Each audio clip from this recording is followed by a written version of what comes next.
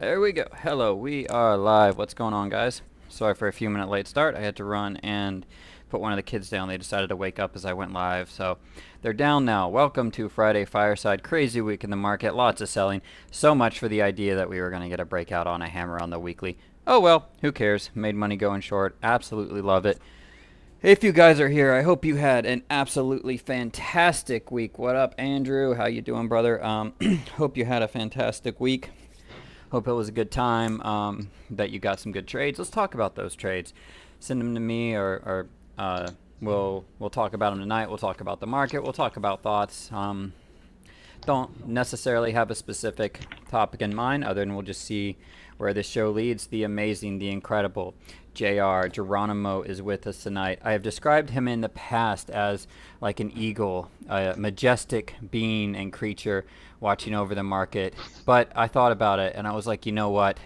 An eagle is a scavenger and Geronimo is a hunter, a beast, and a wise hunter at that. So I believe him to be more of an owl who looks around, who can see things that no one else can, and just goes after its prey. Sees a boom, sees a stock, boom, takes after it. And when you take a trade that is wrong, he judges you with those glaring eyes, even though you cannot see it. So, welcome, my guest host for tonight, the one and only Geronimo. What up, dude? Professor Owl is in the house, I guess. I guess. I don't know. I'll come up. I guess we can come up with another, or I don't know. I like that one. I don't know. That's good. I like it. The axe murderer. And welcome to my key lime dessert. Key lime Nice. pie. Cheers. Cheers, guys. So to all you bandits out there, happy trading this week. Good job, guys. Hope you traded well. And here's to you. Let's continue to murder this market. Make money, take names. Happy trading.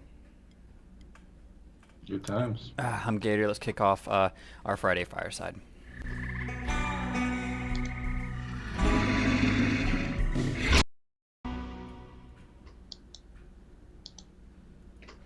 All right. He is. JR is an amazing teacher. Lots of stuff. Communicates simple concepts and creates simple concepts and or communicates concepts in a simple way that's easy to understand. I've got a Q's chart. Picture the Q's charts up.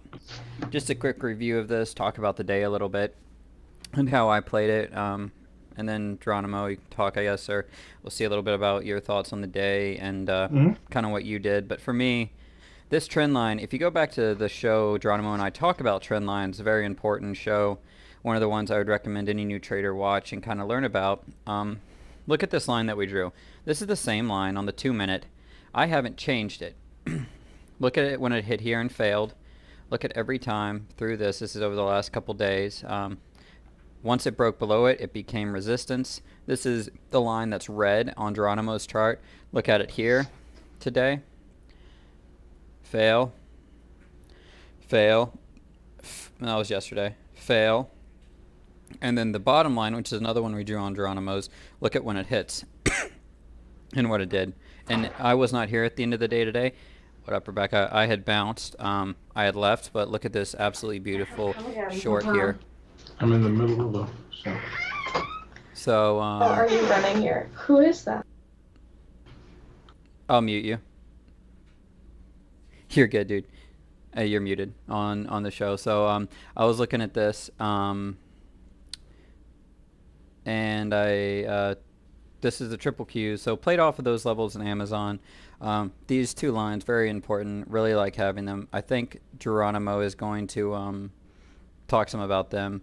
But in Tesla, the main name I played today, who wants to guess how many trades I took? Anybody want to guess how many Tesla trades I took today? I'll give a taco to the person who guesses the right number in chat. So I'm going to wait a minute and I'll give y'all the number that I guessed. If you can guess the number. 5. That's close. Not at all, but you're closer, Con. Much closer. 200 is much closer. Alright, you're off mute, Geronimo. 47. Nope, closer to 200. Go down a few from 200. Well, technically more than a few. Very close, Colton.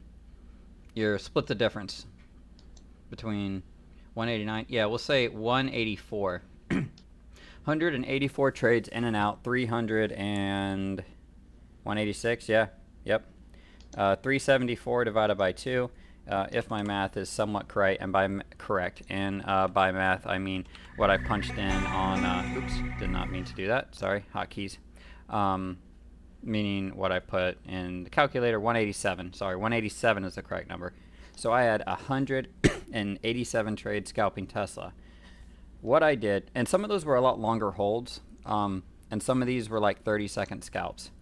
And in a sense, once we got broke, I was on the mic a lot, Mitchell was on the mic a lot, and we were calling a lot of these out. We called these trades when we were taking them, we called the entries. I basically noticed right around here, people were talking about different levels. And after it broke down, I was like, guys, it's just riding the 8 on the 1 minute. That's a 2 minute. Let me jump over to 1 minute chart. We're just riding the 8. And every time this thing gets to the top of a 1 minute candle and breaks down, I'm going short. Every time it hits the 8 and pulls off the 8, I'm going short 100% of the time. And this whole leg, I just did that all the way down. A few times, like when you had consolidation for 2 or 3 minutes, I would actually hold it for a 2 to 3 point trade. And then when we came back up in a consolidation for about 5 minutes, usually Tesla consolidates for around 5 minutes. When it does in the middle of a leg, just to shake people out, I said, okay, just wait. Off the 8 short, off the 8 short, off the 8 short. You're either break even or make 20, 30 cents. Then once it actually flushes, you hold it for me, usually 2 candles, and then get back in it again, wait for it to hit the 8, and then start doing the same thing. And I did that throughout the day until around, I don't even remember, until Tesla hit S3. And I don't have S3 on this chart, but it was here. Until this pop. We popped into here. Ari called long 1 minute. I ran the 8 train down on the 1 minute all day. Higher conviction when it hit the 8 on the 2 minute. And then Ari in the VTF called this. I called it too. I liked it because you're sitting down here on S3. You hit S3. You failed to break it. All right, we failed to break. We go up. I left somewhere around here. After it popped, I rode not all of this, but I rode about half of it up, and I scalped the rest of it up, and ended on a really strong day. A lot of trades. I'm not saying that's the right way to do it, and I did have some runners that I let run, and that I really like to just let them go. But it's kind of my trading style, and when you have this such a heavy trend, I just kind of let it go. That was my day today. I exclusively traded Tesla, riding it off the 8 EMA down, and used that kind of in coordination with a lot of the stuff Geronimo was doing and calling out in those levels that just kept freaking tanking. It was a wild day. How was your day, man? Oh, my day was terrific. I absolutely love this market. We have volatility, we have moves, we have levels being respected until they break down, and then we have another opportunity. So it's been really, really good. It's kind of a tape reader's paradise. As long as you're watching the right levels and you're being disciplined about your stops, there's opportunity everywhere. Long side, short side. It's been a real pleasure to trade this market. It has. I've enjoyed it. So I've got a weird. So I've been trying to, and we might have talked about this before. Let me know if we talked about. Have we talked about tape reading? Do you remember? I don't. If any of you guys in chat, and excuse me, I'm eating dessert, a nice key lime pie to keep me awake. Doesn't really pair well with rare breed, wild turkey rare breed, but you know, it is pretty good. I'm a Florida boy, so I do like key lime pie.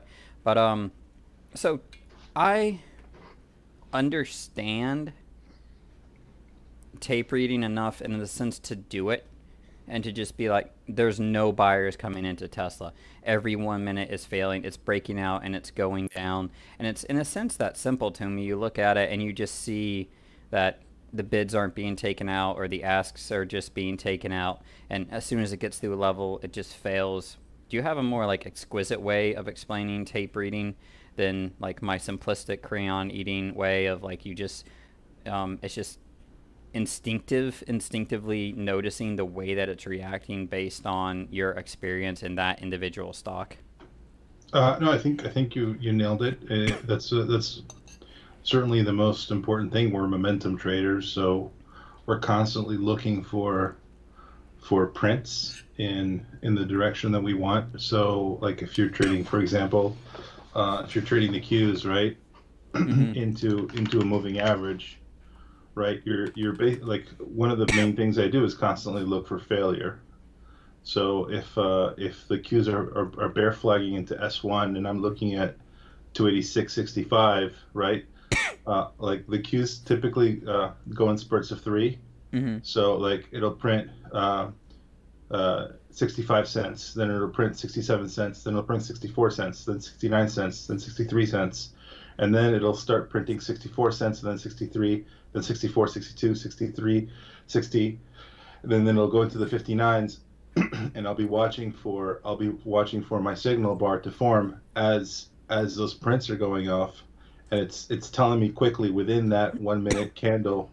Um, I'm looking for a 2 minute signal bar, but within the 1 minute candle, it's telling me in subtle ways that there's a little micro trend there where the prints are ticking lower. They go high, but then they go lower. Then they go. It's like lower lows, lower highs, Mm-hmm. but within the prints, and then as my signal bar forms, I'm looking at the prints to enter, and that's really how I do it. So a lot of it has to do with those little micro fissures that form if you're going short, and then the speed at which they print, and then the volume. So it's but I don't think of it that way. It's so second nature that Mm-hmm. once I have a level in mind, I'm just looking at the prints to see whether that signal bar is forming, that pattern is getting confirmed, and then I enter, and then I look for that big flush, and in the case of a short, to confirm what I was reading, and I especially do that into like bounces, for example. Like Mm-hmm. if we're bouncing into like for example, it's a really strong support level, like today with 280 280 was a strong support level. Like I literally I had a buy stop uh, at I think like 281.36. I didn't limit in, but what happens with a lot of these names is like as you're about to go into an important level or a whole number, like the bounce is almost guaranteed technically. Mm-hmm. So especially into whole numbers with the SPY or the Qs. So like if you're going into a 0 or a 50, like I'll do an offset 5-10 cents, put my buy stop in, and I almost have myself a guaranteed 30-40 cent pop. Yep.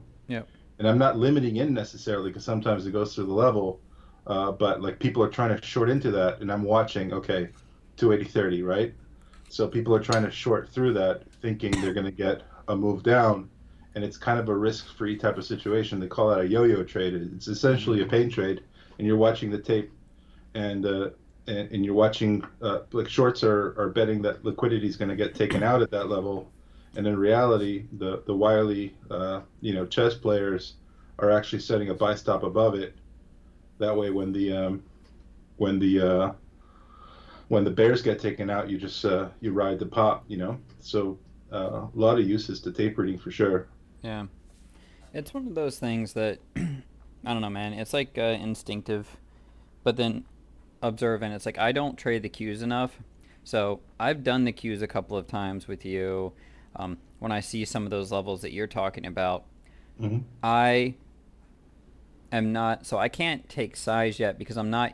They trade so differently than Tesla and Hmm. Amazon and Google, and I'm so used to watching things move like that in that 1 point, 2 point, like a minute almost speed, and to where it's jumping around. When I see the cues doing it, and I see the way that my options move, if I take size, which is just I don't take size is the answer, and I don't do that. But if I was taking size and stuff, it really messes with me because of the way they move and go up and down. I'm so used, like, it's if it's your right. it's like, yeah, I'm a point or two up in these right now, and the trigger hasn't gone. With the Qs, it's like I'm up 30 cents, 40 cents on 100 contracts, and then it's like, and you're back down to flat, and it's like, oh, okay, what's gonna happen? And it's like, okay, you're up 20 cents, and now you're back down, and you're down 10 cents. Oh, you're up 60 cents, and you're flat, and that, like, the way it moves just throws me. Now, if I just take 10 or 20, it's like I'm just gonna hold these and stop loss set and target Hmm. set, and I'm good. But I don't know. It's so different. It's kind of funny to It's me. very different. Trading them to me is like it's like an old pair of jeans. It's very comfortable. Hmm. But you have they have their own personality for sure. Um, with free commissions this whole time, you take 5, 10,000 shares or whatever. It's you're not paying any commissions, and they're so liquid, and the spreads are so tight Hmm. that you can scalp them for a little move, or you can take them for a longer move. Kind of worry free if you know what you're doing. I love trading Tesla as well. I mean, I trade it. It's my second most traded name for sure. They're just different animals. I find that it helps the room when I trade the Qs because a lot of people take trades based on Q calls and whatever name they Hmm. want. So if people want to trade Tesla or Amazon, the Qs are kind of a general guideline. So it's been helping people, and it's kind of why I've stuck with that. But yeah, I mean Tesla, I trade all day long as well. Oh It's yeah. a fantastic trading vehicle, man. Oh yeah. I appreciate the Q stuff. It's just the reason I kind of say that is for the people listening. I think tape reading is different name to name. Like if you're tape reading Google, it is 100% different than tape reading the Qs or Tesla. And some people want a quick answer, like how do you tape read? I don't know that there's an answer above like general principles, but then time in front of the screen and understanding how it works and like focus, but not extreme focus, watching it in downtrends like today and seeing how it reacts, watching Hmm. it in uptrend and seeing how it moves, watching it in side to side price action and see how it moves. It's kind of like in the middle of the day, it's not hard sometimes for me to be like, hey, we're in a chop zone in Tesla because as you're coming near the level, the selling stops in the short and you get a little bit of buying and you jump around. It's like, it's not just sitting still where nothing's happening and it's going to tank. Hmm. It's like a little bit of buying coming in. And you really, I think, do have to take time for those listening to get really comfortable with the name you're trading and the tape. There's no Yeah. one size fits all. Every instrument has its own personality and trades really differently. I've started trading Google more. That was kind of your influence, and I've been loving it. But the way it trades is so different from, say, Tesla. Mm-hmm. I mean, there's a reason people like Kelly, for example, trade very few names. You have to get to know the instrument, become a specialist in it for sure. If I agree 100%. when Tesla, Google, and Amazon, if they all split this year, man, I'm gonna have to relearn how each one of these names move. Well, well, Tesla's gonna. I mean, Amazon and Google are probably gonna trade a lot more like Apple. Hmm. The spreads are gonna be a lot tighter. It's gonna be a lot whippier, and you're gonna have to take a lot more contract size, obviously. So, yeah, I don't think it's gonna be a positive thing. No, Like remember Apple before the split? that's how. If it wasn't like Apple's what got me my basically 25K account. Like Apple was almost exclusively what I traded because you could get on, take the first one and done for 10, 20 cents Mm-hmm. or 50 cents, wait, first mark one and the first know your limit 8 and log off with somewhere in the range like with 10 contracts of that they were affordable and you could take it near the money and make a point to 2 points every day in 3 trades, not so you'd be up or down a decent amount. It was just so easy to trade, and Apple was the reason that I kind of built my account from Mm-hmm. um, 8,000 to 25,000, and then Tesla took it to beyond that. Yeah, I mean these names when they get so much more liquidity and the spreads get so much tighter, they just start trading so much more like the index. So yeah, it's it can be a challenge for sure. 100%. Yeah, that's right, Naveen. And it won't actually have to. It won't have to split. It's already all these names are going to go down to their split prices, so they don't need to split anymore. Oh, man, can you imagine? What a Oh, crazy market. I mean, who would have thought, like in 2020, if you're like, "Yo, dude, I'm telling you, Tesla's going to be down at 600 next year," like, who would believe you? Who would be like, "Yeah, sure, whatever." Yeah. Tesla's never going to go down there again. If it does, I'd buy the mess out of it. And now that it's going to go back down and be around 600, everyone's just going to be scared to get it. Yeah, but I'll tell you what, man. It's been Tesla when it breaks out of a range, it just moves like a dream. Hmm. It's been, I mean, today was absolute mayhem. It was glorious. Just incredible. Just incredible moves. Oh, I can't believe how well it traded, even when it was slow. Like it grinded a lot of the day, but just the moves were just amazing if you waited for them and you took them. And I have no doubt, like Kelly and a lot of other people in the room just freaking murdered the crap out of this name. Yeah, I mean, when it's always in short, you just literally take every 2 minute low if you want to hyperscalp, and the likelihood of success is enormous. The problem with Tesla is a lot of people like to trade it early in the morning before it establishes a range, and Hmm. it just whips people. They take a two, five, $10,000 loss, and they're done for the day. And in this market, like I've been making all my money after 10, 10:30. Yep. I mean, there's so many days, and this is not a good sign, where I've been down like mid four figures by 9:40, 9:50, and then I just sit there and wait for a proper range to establish itself, and then it's a great day, but yeah, it's been challenging. I've been the same. I actually screwed up this week. So I had a great week overall. Probably, I think I had my biggest day of the year. But let's throw that aside. Looking at everything I did, and that was today, just shorting Tesla. Um, but other than that, so so going down, so first what you're saying, like I've got a Tesla chart up, and look at this, guys. If you're looking at this from basically like 9:30 to 9:46, you have complete basically consolidation. And sure, you could have shorted off VWAP and you could have tried stuff, but I remember this, and this was so choppy, and I was basically, I think, down like $1,000 or $2,000 at this time. And I caught this and I was green and I waited, and then I did better after that. But like I had done the same thing, and my problem this week was, so Monday, massive green day. Tuesday, and it's funny because both Tuesday and Thursday I went golfing, and because I had shorter days to trade, I traded way too aggressive, completely stupid, traded way too aggressive in the first like 45 minutes, which, like you're saying, that's not when the market was good, and I was down mid like four figures, close to five figures on both Tuesday and Thursday with Yep. no, like, and it's like, well, I got no time to make this up.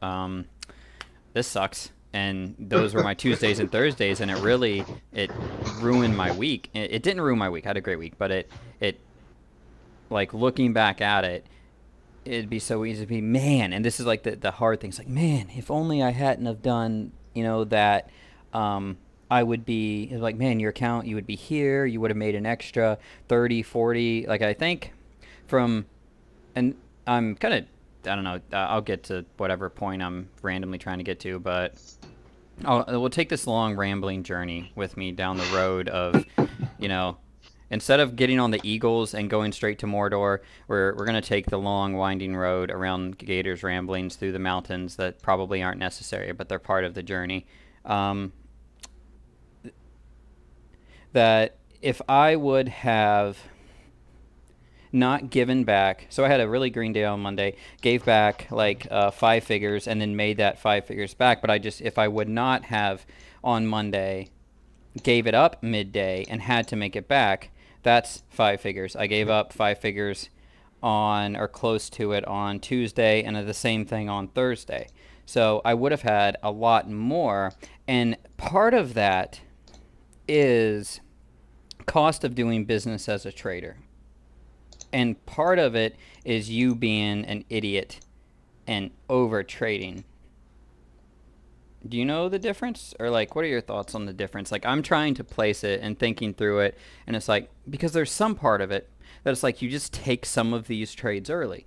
And like you're saying, but then Mhm. sometimes it's better to just wait for a range. And I made a good number today. I could have made that doing what Kelly does and taking it and holding it, but instead I basically took almost 200 trades and got there that way instead.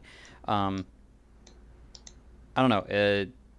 In your experience, and you kind of dealt with this in a sense because you had a massive, or not a massive, but you had a red day and some things happened because of technical issues on, was it Tuesday or Wednesday? Yeah, my order entry got reversed, so I took like I think 10 or 12 contracts in Amazon to short, and I bought Mhm. calls instead. And I was like, I was looking at the chart and the level two, and I was like, oh, I'm doing great. This is awesome. And then I looked at my P&L. It's like, wow, these are some terrible fills on TradeStation. And then I closed that trade, took 150 puts in the queues, and it bought calls again.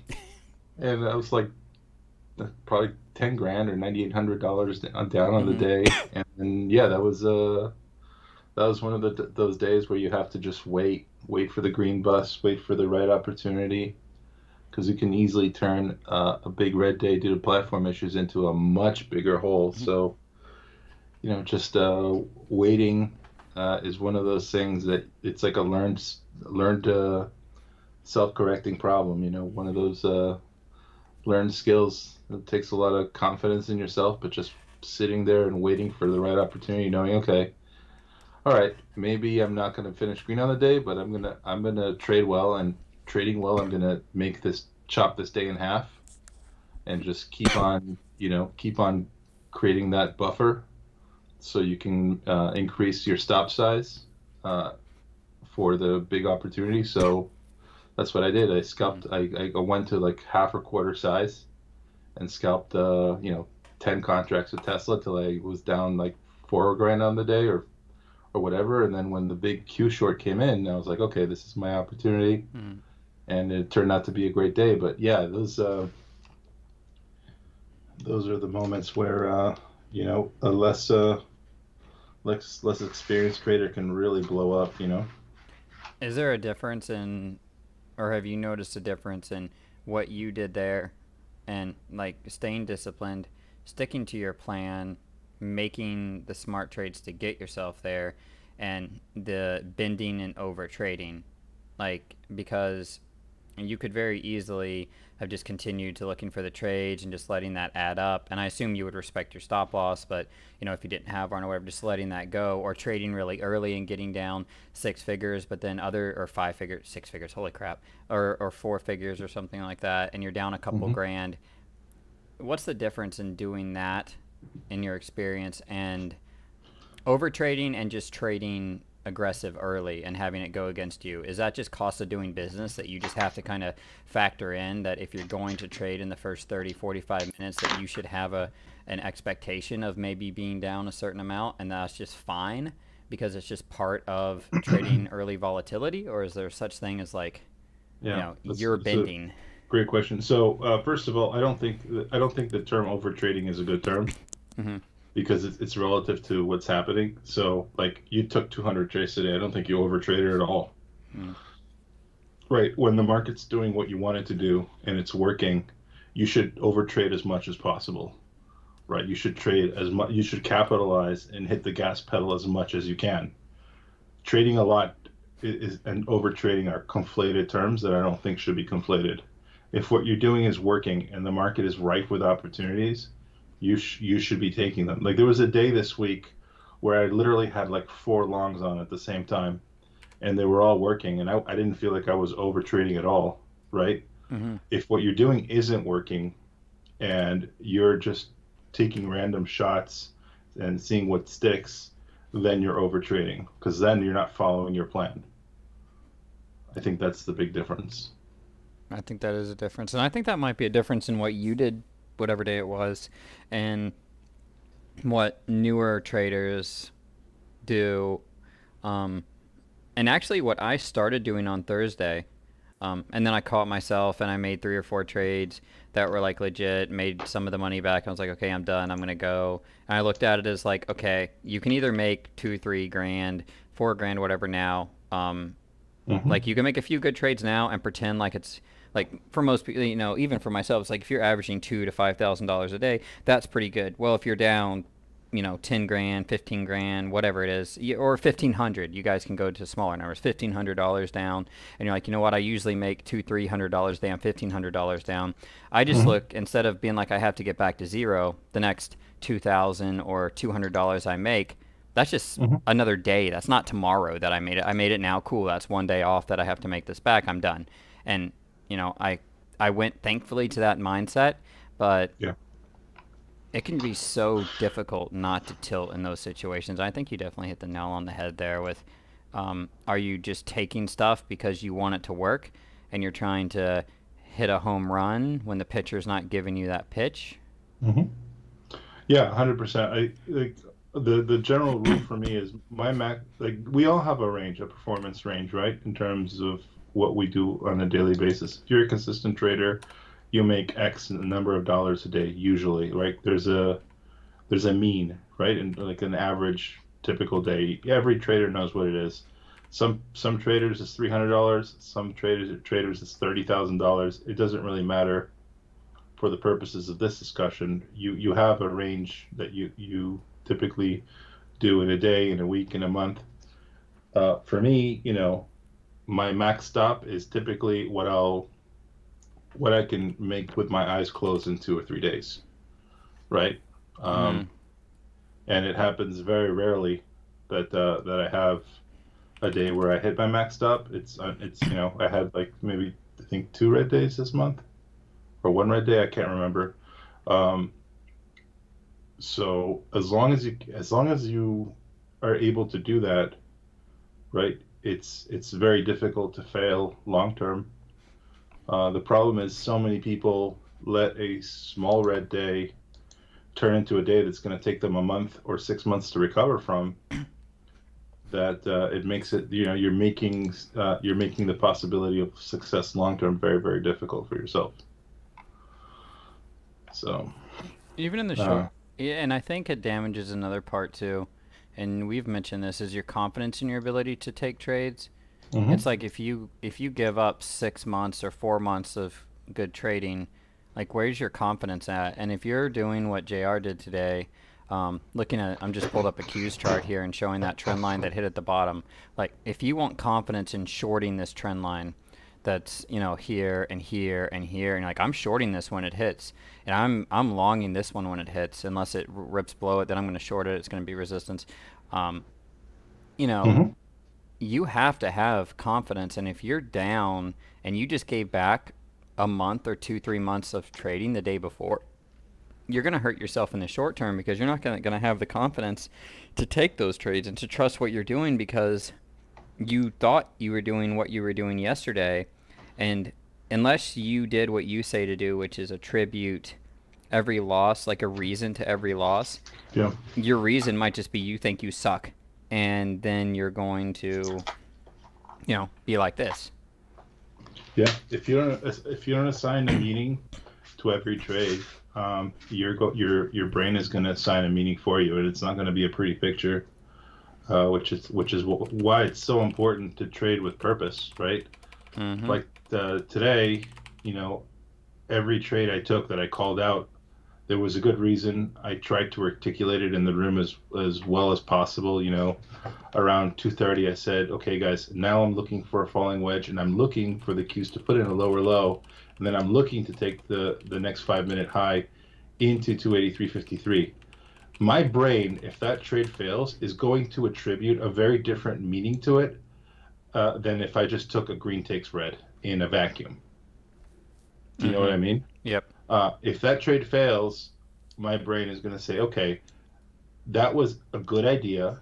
It didn't work for whatever reason, but stay in the pocket, stay with it, and you're gonna experience a very different result psychologically if that trade doesn't work. Um, you know, and so like just big problem is traders don't have ambitious enough goals. Like if your goal is to make $1 million this year and you have a 40, $50,000 account and you're hell bent on getting there, you're going to be very disciplined in your approach to getting there, which means you're going to have a plan in place. It means you're going to do the bookkeeping at night. It means you're going to write your levels down and make sure to have them ready to go the next day on the chart. And you're going to take each trade with purpose within a specific set of guidelines and strategies. When you do that and it doesn't work, your mindset is completely different from a trader who's in desperation mode and taking trades not out of like you're not satisfying the needs of your plan. You're satisfying the needs of your ego to fix your P&L, right? Mm-hmm. And you're losing track of the long-term goal at that moment, and that's when all things unravel. And we've all been there. I mean, I'm as guilty as I've lost millions of dollars learning that lesson. So, Oh yeah, when you the know, ego gets in the way of the trading plan, you can't take it.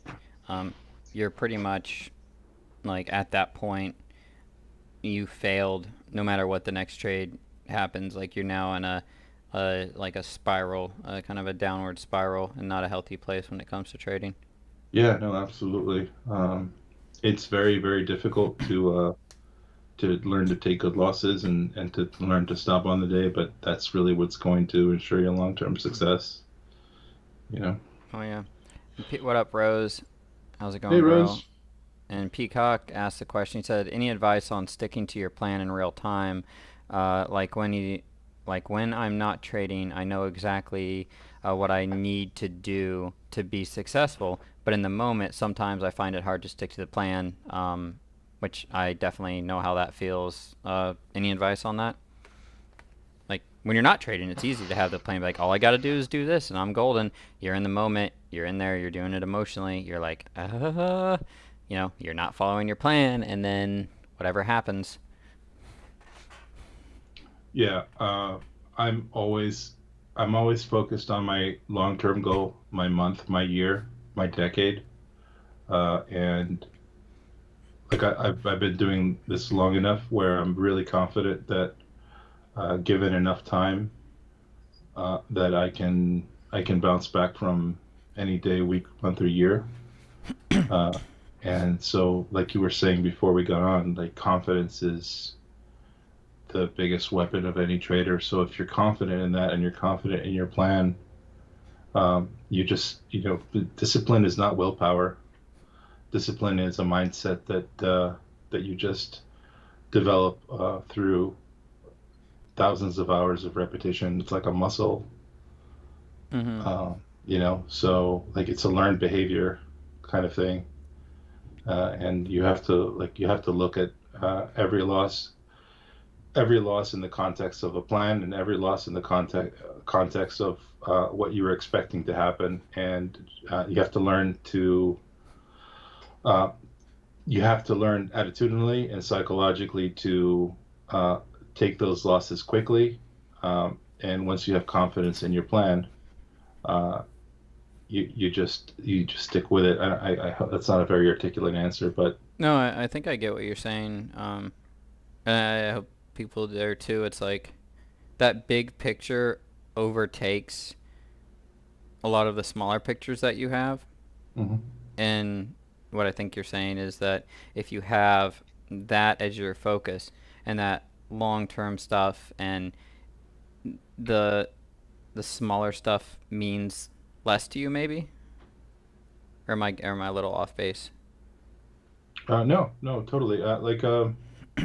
If you're trading as a business, right? Like every Mm-hmm. business I know, like a retail business, say you run a butcher shop, you're gonna have days where you lose money, right? But you don't burn the store down, or I don't know, just buy like Ebola infected meat just because you're desperate to, make sure your store is profitable that Mm-hmm. day. You know what I mean? Like trading shouldn't be any different, but uh, so many people either have like pent up toxicity or insecurity around their ability to their ability to make the next trade work, that they end up resorting to desperation. And what Rose said is so true. Mm-hmm. Like you have to track.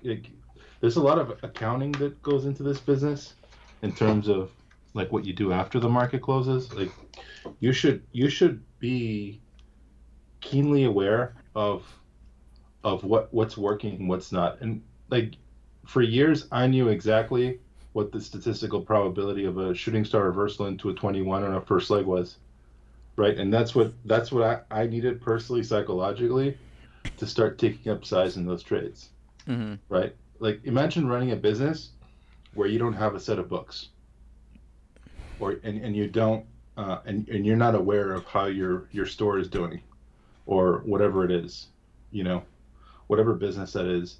Like you don't have any accounting, you don't have books, you don't have reports. Like how are you going to run a business like that? You know what I mean? Yeah, Like you're why not. should trading be any different? We have these weird. I think a lot of this is like social media and all these people on social media, like just showing like lavish lifestyles and posting enormous wins, and then having these like FOMO moments where they like burn 100 grand on a trade. Like people think that's normal, and Mm-hmm. it's not. This is like a very serious, meticulous type of business. Requires a lot of discipline, and like you have to ask yourself at the end of the day, like if this was an employee, or if I was an employee in a business, would I have fired myself today? Um, would I have given myself a pay cut? And if the answer is yes, then you know that you're not being accountable to your trading plan. Mm-hmm. And Yeah. I noticed a similar thing, and my failure to do that on Thursday is what caused. So on Wednesday, Tesla did the same thing it did today. And this is I completely agree with Rose. And Rose, if you want to call, you're welcome to. I can call you on Skype. I sent you if you want to hop on here and chat if you don't have anything else. But either way, um, Tesla did the same thing it did today, and that's how I traded it today so well. It's like I've seen this story before. Hmm. And but Wednesday or Thursday, I had other stuff going on. I was not going to be trading, but so and the reason I was successful Wednesday was not because I was aggressive at the open. It was because I was very patient, just waited for the setups, waited for the breakdown, the range high break. It was either going to break through yesterday's high on Tuesday and maybe we were going to get that rip and follow through that we wanted, or it was just going to fade off. And it broke down, broke the day's lows, and then faded. And I shorted the 1 minute all day long. Yeah. And on Wednesday, I didn't. And I didn't journal this week. I didn't look at the stuff, and when I thought back, I was like, why? And this is how I was successful today, and I didn't go red early. It was like, okay, what did you do? What did you do right Wednesday that you Hmm. did wrong on Thursday?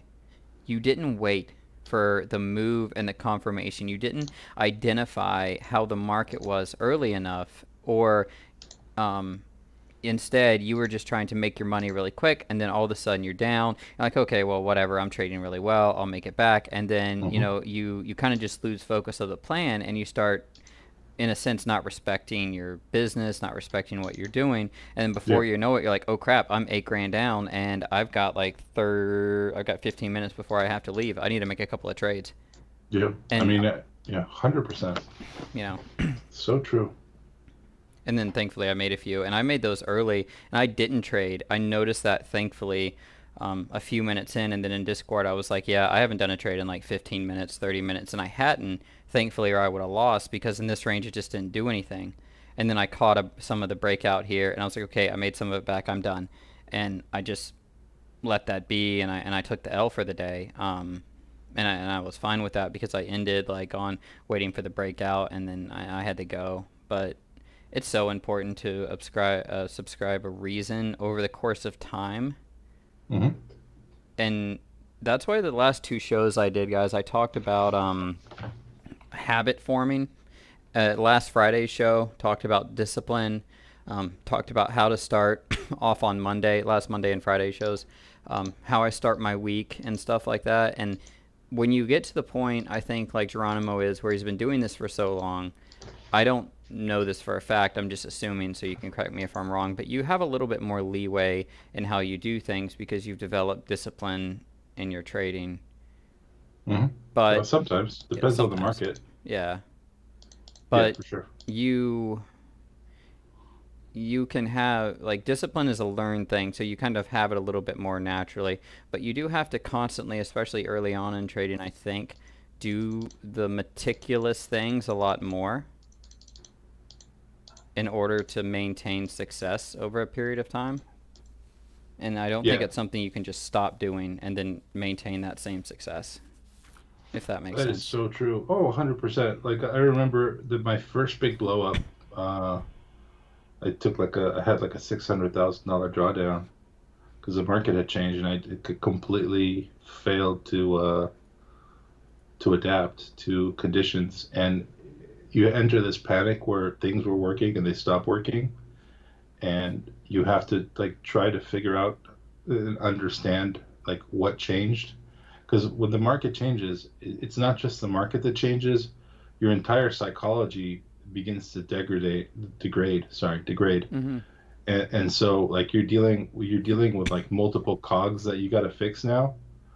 um, and so having that aspect of discipline, which is to have to journal, figure out what you're doing wrong or what's changed, and really sift through that rubble, is the difference between success and failure. Like Eddie and I go through a ton of emails every week, and we look at like traders and what they're doing. Like a lot of times, we're taking the same setups, but they're waiting too long. They're for whatever reason, Mm-hmm. confidence, or they're slow, or whatever's happening, and they're taking the same exact trade, but they're in a dollar too late in Tesla puts or calls or whatever it is, and because they're hyper scalpers, they're getting wrecked, right? And a lot of people, unfortunately, like fail to recognize these little things.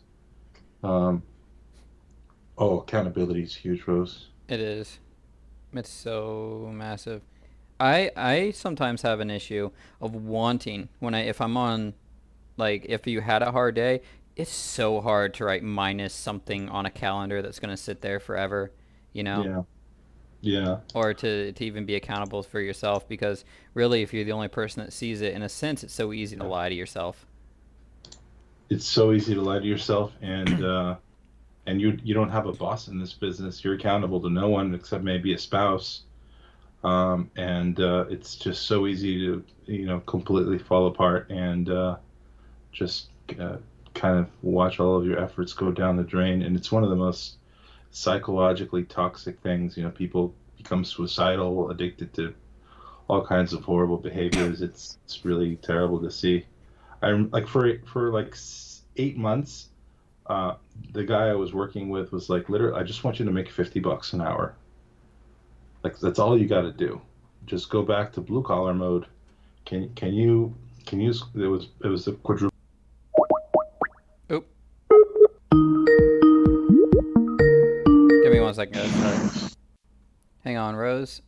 Let me call Geronimo really quick. I forgot to add him to the call.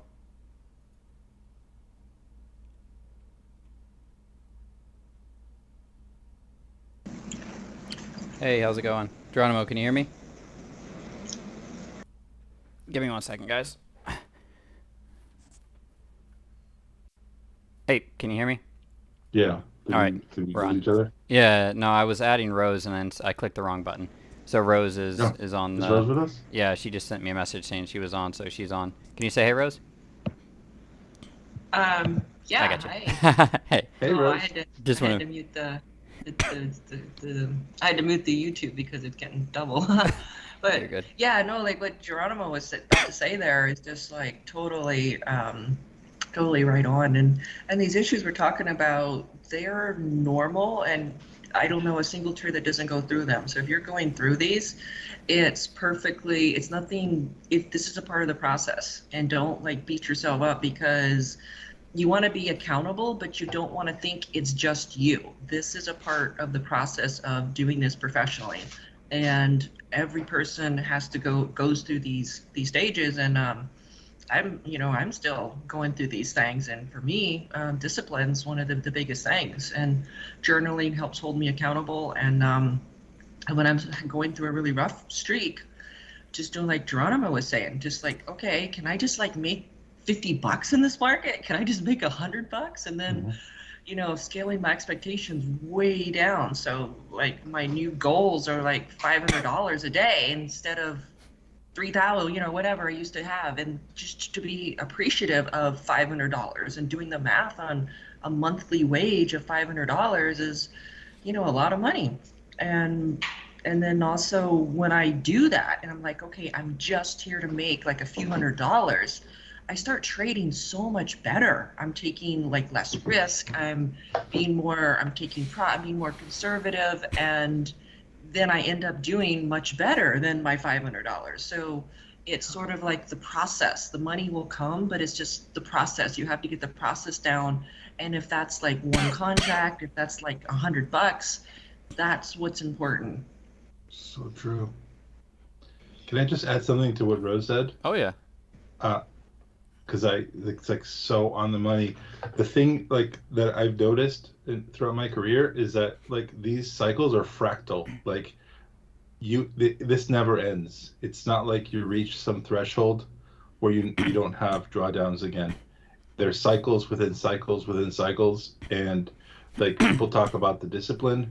That's what it is. It's like you constantly have to track your P&L and journal. Like I don't care how good of a trader you are, like Linda Rashke, Mark Minervini, like all the greats, all the market wizards, all of these people go through drawdowns. They go through extremely rough times. They go through the same psychological turmoil, maybe to a lesser degree than a beginning trader. And part of the discipline and long-term success is recognizing that that's happening and going to that safe place. Like there's some days, guys, in like it's happened a couple of times this year for me where I've had big red days. The next day, I'm in like 300 to 500 share lots. That's it, because I'm recognizing within myself that if I don't, I need a very, very safe place in which to operate, to get that confidence back up, and to it's like I hate using the term safe space, but it's a you have to find the tier size that will allow you to trade at your best.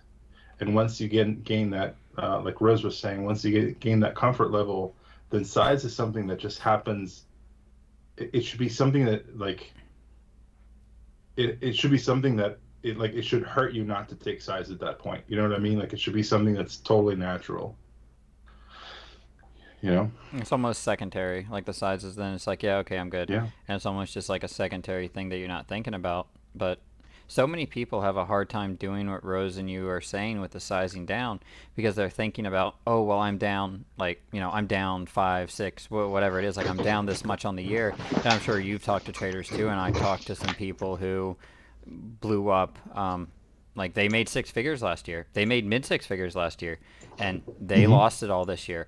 And they're like, they could easily sit down every day and they could print 10 grand a day, and I would be talking to them and they're up, and I'm like, okay, time to log off. And then they message me back at the end of the day and like, dude, I lost 20K today. I'm like, what? Oh my God, I've had so many of those phone calls. It's heartbreaking, man. It is, dude.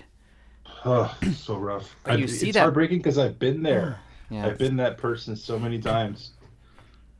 It's almost like being like an alcoholic. Like you have to constantly be on guard for those triggering events, and it's like I think trading is like the ultimate exercise in mindfulness and self-knowledge, because everyone's different. There's no formula. and for you and Rose with it, or either one of you could or throw something out here. Discipline, like you said earlier, and I think this is so key, is it's not just something you have. It's not just natural within you. It is a learned behavior because of repetitive action over time. And when you were saying this earlier, Rose talks about her journaling. And I assume this is part of your discipline routine, Rose, is that you do this every day, because even though when it stinks or you don't want to do it or it's whatever, you're just creating this habit of doing something over and over that is like a muscle, like just a twitch that's just so secondary that you're doing it, that it's helping create that discipline in you, that it's helping you recognize when you need to slow down and to stop trading. or when you might need to say, or it's letting you see these patterns in yourself. Yeah, and that's where the journaling comes in, is recognizing, certain days and treating action during that day when it's like really difficult. And I'm like, okay, when it's trading like this is when I give back my money, or this is when I have a red day. And so then so I was like, okay, it's another one of those days. And okay, I'm down a little bit of money, or whatever, or I'm just like, I'm not going to try to force it today and have a great day like I did yesterday, because it's just not that day. And I know what happens if I, try to overtrade on this type of day. And that comes with repetition and being able to recognize it. And journaling really helps with that. Like, okay, what made today so hard? What were the factors? What was going on in the day? And then how should your expectations be because of that? Have you found, either one of you found, like, journaling is a legit practical way to develop discipline? I talked about on last Friday's show and Monday's show ways I thought, either one of you, other than, journaling and doing that, what do you think about creating those habits and discipline and practical ways of people to do that? Like, if you're like, hey, do this and do this over time, and you're telling this to someone now, let's say, who has a minus 50K P&L or 25K P&L on the year, or 10 whatever on the year, you're down, you're looking at that money on the week, on the month, on the year. How, in that mental mind space, can you practically develop discipline to get yourself to where you need to be?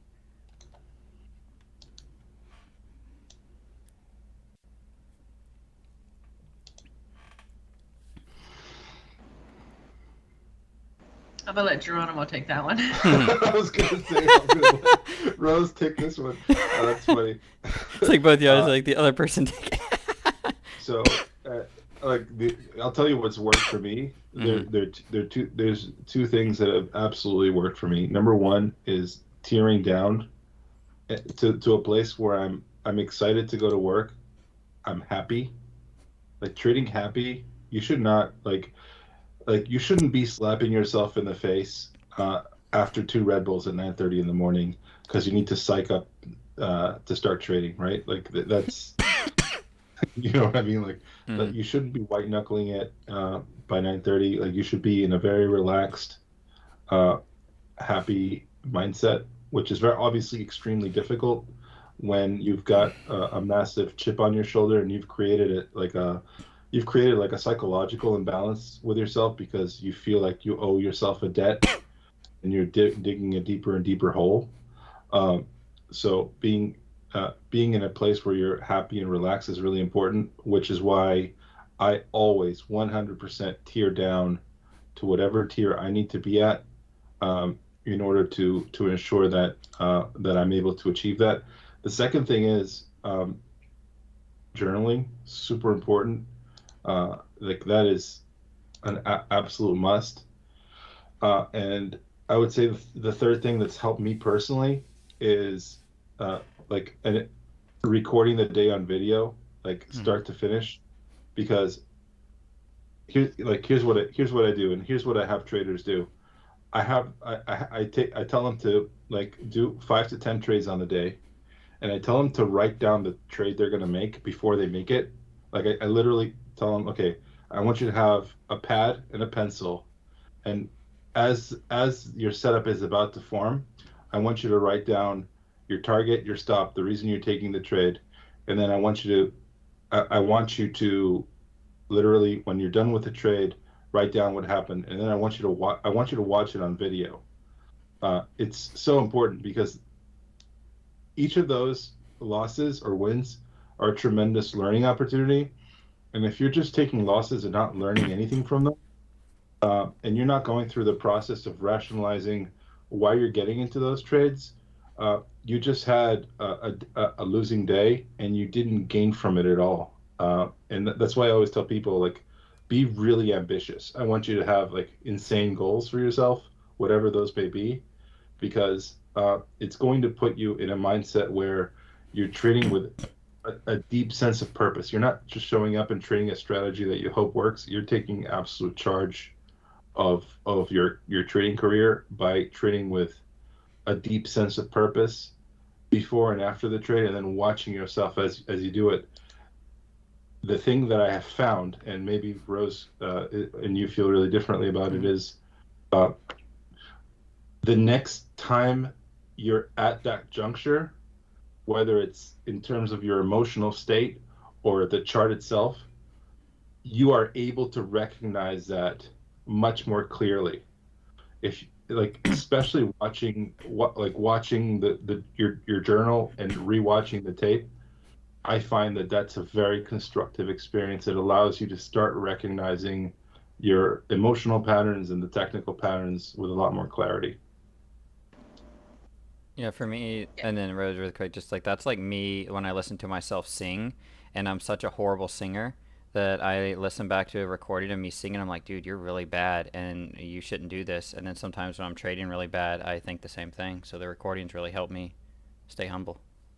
Yeah. Yeah, I would like to start recording my screen. I still haven't taken the time to master the software on that, and it's probably pretty simple. But because then you can just sort of be like, if you're rewatching it, you'll be like, what am I doing? Like, why are you trading that? You know, because you get, I think it's easy to get like tunnel vision, and and sometimes when you get into this, I know Mitchell he says like after 2 or 3 losses, that are more than a few pennies, he'll get up, walk, go for just like get up and have like a 1 minute or a 5 minute like stop, like trading stop, to where I can't take another trade for a few minutes.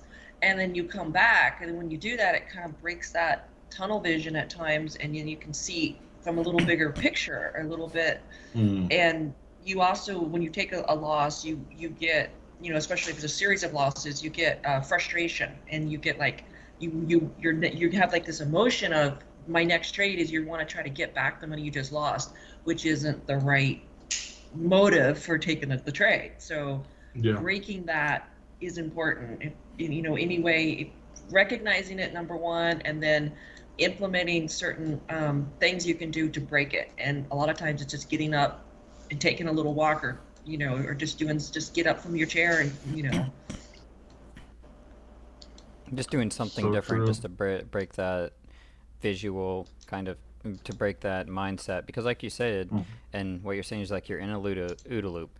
You're orienting, observing, deciding, and acting, and you need to be in a clear and right mindset. And what JR said, so I had probably one of my top 2 or 3 biggest days, if not my biggest day of the year today. And y'all want to guess that I had? Do you know why I was able to trade well today? I never took more than 5 contracts. I did a few times, but I was like in the money contracts, and the risk was the same, and I was messing around with them. But because I had a down day, I did not want to end the week red. I did not want to give him back more. I wanted to be comfortable. I had given back a lot over the last 2 days, and I was like, man, or not the last 2 days. On Tuesday, I'd given back more than I thought I should. On Tuesday, I had done the same thing. Thursday, Tuesday, and on Monday, I had a really green day, but within the day, I gave back more, and then I ended higher. So I was just like, you know what? I need to size down today. I'm going to come in and I'm going to trade 5 contracts. And throughout the day, I stuck with that plan, and I actively traded 5 contracts in Tesla for roughly about 180 something times, and had a big day. And that's a quarter of my normal size. Like, I'm usually 10 to 20, and I was doing 5, and I was great because I took size that I was just so extremely comfortable with. I followed my trading plan coming in. I sat down and I said, okay, Tuesday and Thursday you had bad days. What were those days? And I kind of looked at the journal and my trades, and I was like, okay, so you were trading and you were losing when it was in this range. What do we have to wait for? We have to wait for that breakdown off of the moving average. You're going to get the compression. You're going to get the breakdown. Let's wait until we get within a down move of a leg. Let's see if there's a pattern, like we're just riding the 8 down. Let's start trading that. And I followed that plan today. That allowed me to come back and have a great day. And because, as like Rose said, when you journal, you have seen, you recognize what you've done before and what you've seen before. So you're like, oh, I've seen this movie before. I remember this happening. This looks like Thursday's action. Today's action looked like Wednesday's price action. And it was pretty much the exact same in Tesla. So for me, it was fairly simple to identify that and then to trade it the same way. But it was only because of sizing down. I didn't want to take losses, so I knew I needed to size down. I did. And then the journaling and thinking back over the previous days, assigning reasons to my losses and being like, you lost because you traded in a range before it broke. And, and then you didn't have enough time and you rushed it on both of those days when you should have just been sitting there and waiting and being happy not trading and, the other rules that you broke or whatever it was. And because of that, I was able to assign those roles, and I made it back today, and happy with the way that my week ended. If you don't do those things, and I would have came in today toxic and, pissed off or mad or no trust in myself. Instead, it was sitting down and it's like, hey, just size down. Let's wait for the setups, wait for the range break to the upside, and we get, like we were hoping, like a shoot up and, morning star reversal, or we break day lows and we go down and we start scalping the lows. Let's see what happens. And I did that, and it kept me there. Yeah, trying to catch the range. The range is trying to catch the breakout from the range is usually where I get hurt the most. And recognizing what doesn't work and then what you need to see for that confirmation, and then play the after effect. After it already breaks out, and that's very important, because you can just get killed trying to catch every breakout, and it's just, oh man, especially like Amazon. Oh my goodness, so crazy. Amazon is I don't know how you trade Amazon that well, Rose. It's kudos to you. It's such a beast. Despite how Tesla just went down so much today, I took a few trades on it in the morning and just got smacked pretty hard in the face. And I just went and I said, I'm done with you, Tesla. And I just went to Amazon, and it was just Amazon for me. Nice. And the majority of it was the last 45 minutes of the market and that huge snapback rally we had. And that was crazy. Yeah, that was pretty awesome. Yeah, that was people. I think a lot of newer traders don't realize the craziness of this market. This is like their normal. Wow, we're living through insane times. Is the market ever going to get back to a consistent, like, flat base where we're like, man, this is boring? We shall see. We shall see. I don't try to predict. I think we're going to have a crazy year. I don't think it's going to be boring. But what Rose said, I think, is so key. Like, there's that saying, novices take breakouts, professionals take retests. I take breakouts all the time. I think there's a time and place to take breakouts, but it's so easy to get chopped up on that breakout if, especially early. You can get so hurt. Mm-hmm. Totally agree. Especially when you don't have an established range like you were talking about, or it's in the middle of establishing a range like you mentioned earlier in the show. It's like, wait for that to establish, notice the trend, like, because you'll do that. You'll be like, hey guys, Tesla's flagging here. Look, we're forming this pattern. We've got a formed range. We tested this level and we broke higher. I'm seeing this develop. We're probably going to break out. And that's your time and place for that breakout, as opposed to we're 10 minutes into the day and it's like, yeah, I think we're going higher right now. 30 contracts. Yeah, I mean, my biggest losses in the past couple of years was like, taking 20, 30 contracts in Tesla early on. Because it looks so good on a daily or whatever, and it's just it could be really futile, counterproductive. For sure. And guys, we've been going, keep it going for a little bit, but we've still been going for about an hour. Drop a like if you haven't, if you do like this stuff, if you appreciate JR and Rose, and I'm just here as media entertainment, but drop a like, really appreciate it. Subscribe to the channel if you're not. And share the content with people who want to get into trading. A lot of stuff coming here, and I'd love to, help people out. And someone made a comment in, who made it? Khan. You said that you like when people, or when goes over, when Mark used to go over emails publicly. If you guys like that and you want that, I don't mind. I'm sure JR and Eddie, same thing for their show. Like, if you send emails, I have no doubt that you don't mind going over them on evening shows, assuming that people are okay with Yeah, we're not getting them. Otherwise, we'd go over them. I think that's a very constructive thing. Mhm. And I like it too. And I've got like some DMs in here, and maybe I'll just start asking people. It's like, hey, can I just read off your DMs and stuff that you guys send me in Discord? And I'm more than happy to review them. I know JR is more than happy to review them on his show.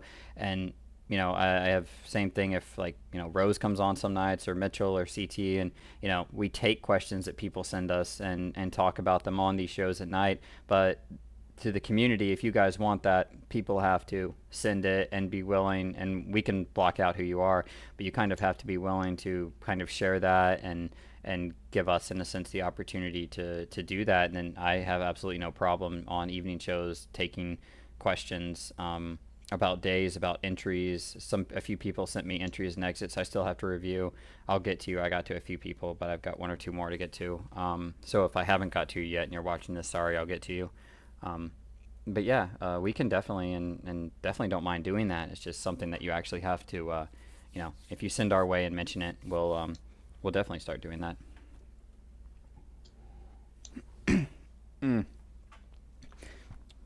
So what are y'all's plans or thoughts going into next week? What do you have, or have you not really looked into it too much?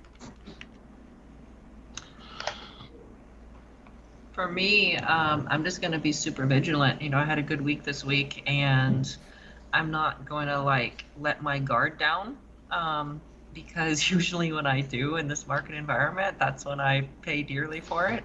And I'm just going to do, super careful, cautious, conservative, and small size, regardless of what, because that's, you can't have a good day or a good week and then get complacent and then start taking more size, taking more risk, because you had a good week. It can just smack you so hard so fast. Well said. Hallelujah. Preach. Amen. Yeah, what Rose said. Yeah, I'm pretty much there too.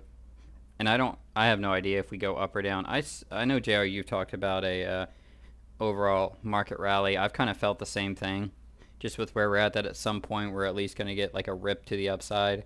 I feel like it's going to happen when it will most hurt the retail traders. So it's like we get a sell-off on Monday, just enough to make everybody dump everything, and then we're going to rip up to like the 21 on the daily in all these names, just enough to get everyone like, okay, good, okay, yeah, we're finally going higher, let's go back to all-time highs, and then we're just going to tank back down to these levels and freak everybody out. Seems to be the pattern. People don't like this distinguishing between a bottom and the bottom, right? Mm-hmm. So the minute you get a rally, the FOMO kicks back in and people start taking overnight longs, and personally, that's not what I'm about. I do think we're trying to put in a temporary bottom, just based on what I'm seeing. Looks like we're trying to form in a bottoming pattern, but I mean, who knows? I think the most important thing for me, like Rose said, is to keep my guard up. I'll be right back. I've got to go get a kid. I'll be right back. No problem. Y'all are good. You can continue to chat. Yeah, that's mic feedback off. Mic off. And trading the tape. Let the tape tell you what to do. I personally could care less whether we go up or down, as long as we have lots of volatility that works well with the levels. It's been working for me. I don't know. How do you find this market, Rose? I find this market challenging. There'll be days where it's more easy, and it's today was an easier day. I mean, in general, there'll be certain days that are easy, and then it'll be right back to the choppy, whippy, low volume shit, and you're like, oh man. So you gotta be able to be so flexible to be, okay, if it's the choppy day, this is what I do. If it's the day that works, then this is what I do. And you got to be able to switch on a dime. And mic feedback on. Mic on. It could be these little spurts. It could be a horrible day, but there'll be this little window of 15, 20 minutes. We'll have good trading action, and then we'll just die. Oh my God, totally. It's so crazy. They say Indian spring in Tennessee's you get four seasons in a day. I feel like that's the market. You get like crazy chop, then crazy rallies, and chop again, then an insane drop. It's like all in one day. So nuts. So just like, recognizing that and just being able to pick it up. You got to pick that up and then like, okay, I got to like walk away and not trade anymore, even though the last 20 minutes are just great because that's all gone. Yeah, so true. Absolutely. That's where the different trading styles, my kids back down. And my kids are like, they wake up and they holler, and as soon as you go and touch them and lay them down, they're like, okay, we're good. Thankfully. But I don't know, it's strange. Enjoy this time, dude. It's like the best stage. It is. Oh, I love him. Our Kyler, my he's the youngest of the twins by like 3 minutes, but now he's at the point where if you hug him and you like make a noise like he'll like hug you back and make the same noise, and he just like tries to squeeze you, and I'm like, oh, you're so cute. It's so overwhelmingly powerful. I love that age. You'll just sit there and do that to them, and it's like 15 minutes of just they'll just like hug you back, and you're like, this isn't gonna last forever, so I'm gonna enjoy this. Yeah. I always tell my wife, well, can't we just have one more? And she's like, not with me. Yeah. Like, just Enjoy. one, it's okay. Yeah, I am, man. I'm trying to. That's why I don't mind walking away and getting. I talked about like that, like the chemical, that reward reaction in your brain that you get from long-term gratification. I think part of forming a good habit is having things within your day that give you the serotonin and not necessarily the adrenaline dopamine hit, but that like, you know what, this is why I'm doing this, and this kind of like identification of that. And kids, or especially young kids, are definitely like a big part of that. You do it and you're like, you know what, this is like, why I do this, and it can help you kind of keep that realization there and kind of form that good habit and a reason to create those good habits. Yeah, totally, man. This before I got or whatever, what Rose said, like the market and these patterns that it goes through, it's interesting to identify, or important, I guess I should say, to identify how you are as a trader. And what I'm trying to say is, you, like for me, I really have to wait for that window and have been sitting there long enough to identify if I'm quick scalping breakups or breakdowns that are going to pay me. And I have to get used to watching the tape enough to know when they're going to pay me and when we're in a chop zone or when a pattern is developing. And I know what I want to say, but I'm trying to figure out how to say it. Like, getting to that point as a trader to where you're completely comfortable and confident with just sitting there and watching and waiting for the development. It would have saved me, or it has saved me on the days when I actually do it right, so much money just sitting there and waiting and knowing that this isn't it yet. But when it comes, I'm good. Yeah. Just wait. So important, man.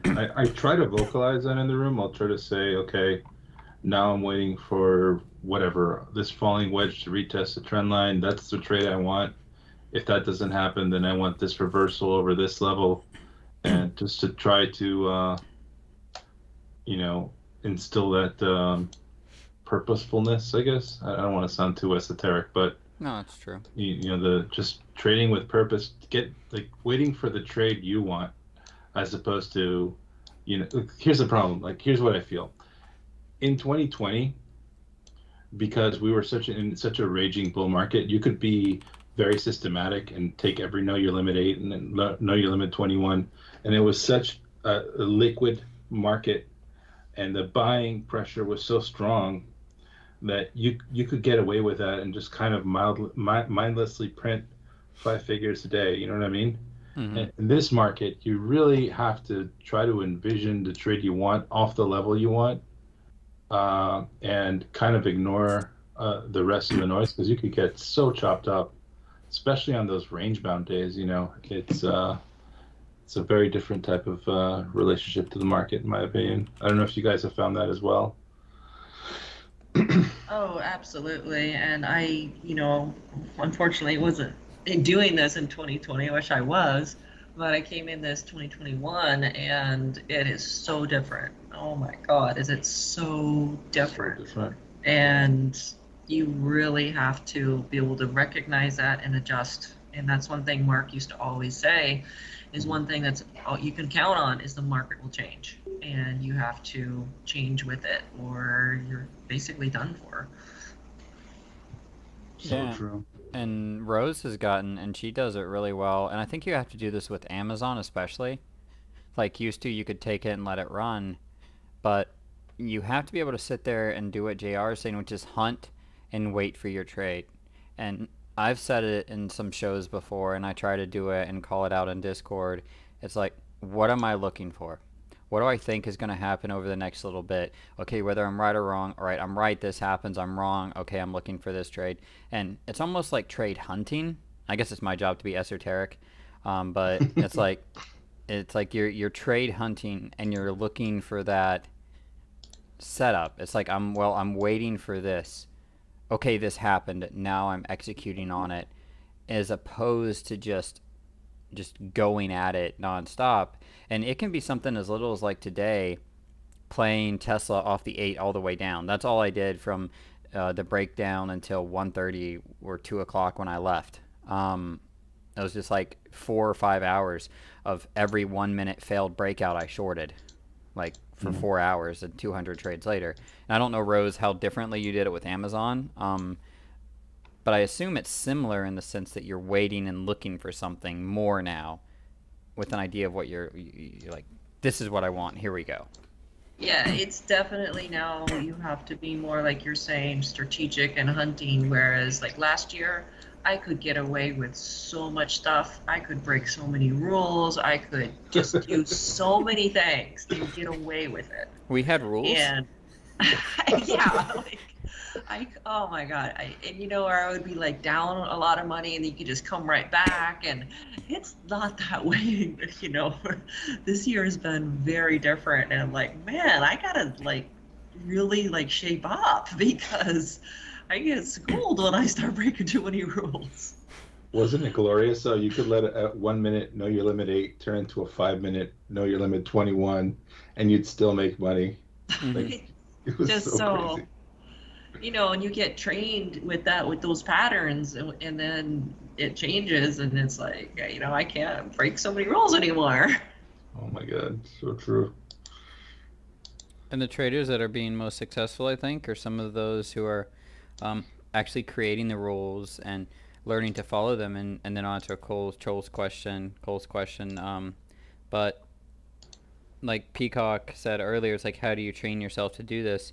It's the same way when you run a business. It's the same. It's finding a way to give yourself that reward system and that long-term vision. What do you need as an individual to develop long vision habits? Have you ever done that in your life? Have you ever taken, a music or instrument, and you start off and you sound absolutely horrible and it's like you're killing a cat, and then over time you get better? Do you have the long-term vision of getting there? Have you ever done jiu-jitsu or fighting or I don't know, gardening or anything that takes like vision in the future to get there? What did you do and what have you done to get yourself to that point? And to be able to do something that takes delayed gratification. Now, how do you apply that to trading? How can you apply delayed gratification to your trading plan, to being realized like, hey, I don't have to take every know your limit and every this and every VWAP. What am I looking for? How can I know that if I'm waiting for these setups, I'm going to do it and I'm going to take it, and it's going to reward me in the long term and have that long-term success picture, which is what Rose has said some here, and JR you were talking about earlier. That is so key, I think, to the successful traders that are doing well in this market. I think, again, this comes back to like statistics and journaling, is where if you say like, okay, I know that when I normally take these trades, okay, I might make some money, but overall, this isn't where I make my bread and butter. And you need to be like really clear on, okay, I could make some money right now, but is it worth it? What are the odds? Like there's times during the market when it's like 80% odds you're going to make money. And then there's times when it's like 80% odds you're going to lose money. So if you can, like, for me anyway, define that and like, okay, it's very tempting. Like, I think, I can see it starting to break out or this or that's going to happen, but we're in that zone when it's like in my mind, I visualize a green light and a red light. Like right now, there's a red light, so I'm not supposed to be trading. And then when that zone opens up, that window opens up, and the green light comes on, all right, now I can start taking trades again. And to define what that is for you and your trading style, I think helps build that long-term goal. Because if you look back statistically and you say, okay, when I'm trading like this, okay, I make money, I lose money, I make money, I lose money, or I have big red days and I have big green days. But if I just had consistently, smaller green days where I didn't have to deal with these big bad red days, overall I end up making more money. So you see the payoff, if you do the math and just like really look at it. Mm-hmm. And that's especially with time of day, man. Time of day kills so many people. Yeah. Like first 45 minutes, like you're just saying, like leave it alone. Like how many people this week, if you just recognize that, like wait 30 minutes before you start trading, like where would your week be at? So true. Also, a lot of, especially newer traders, fail to distinguish between range-bound trending markets, tight ranges, broad ranges, and so if you don't recognize that basic type of price action and you start taking patterns in a vacuum, especially without having key levels, and at a bad time of the day, and you're trading a spreading name like Amazon, I mean, the odds of succeeding if you ignore all those variables are so low. And compression and contraction in the names and stuff like that, if you don't recognize where you're at, it's like look at Tesla at the open. If you see my charts, like look at that compression on the 2 minute. It's like everything's here, and at first I was like, oh, we're going higher, and it's like, oh, nope, and we go lower. But now here's your expansion away. So as soon as this goes, what's in my mind is until it proves me wrong, I'm expecting at least 3 measured moves roughly down, or fib retracements. And I'm not sure how you draw it, but like whether you draw it from the top or the bottom. Can I show you how I had my Tesla drawn from yesterday? Yeah. Because I thought we were gonna go higher. I was texting you, I think last night, right? You were, yeah. We were talking about going higher. We got a morning star, yeah. Yep. So this is how I had my Just Tesla drawn. Share your screen. I'm gonna. Give me 1 second to get it live. It's gonna take me a second to. It was a very simple drawing. Well, I've got to share my screen. I've got to jump over because I didn't have your screen prepped. I could just then describe it. It doesn't matter. All right, just give me 1 second.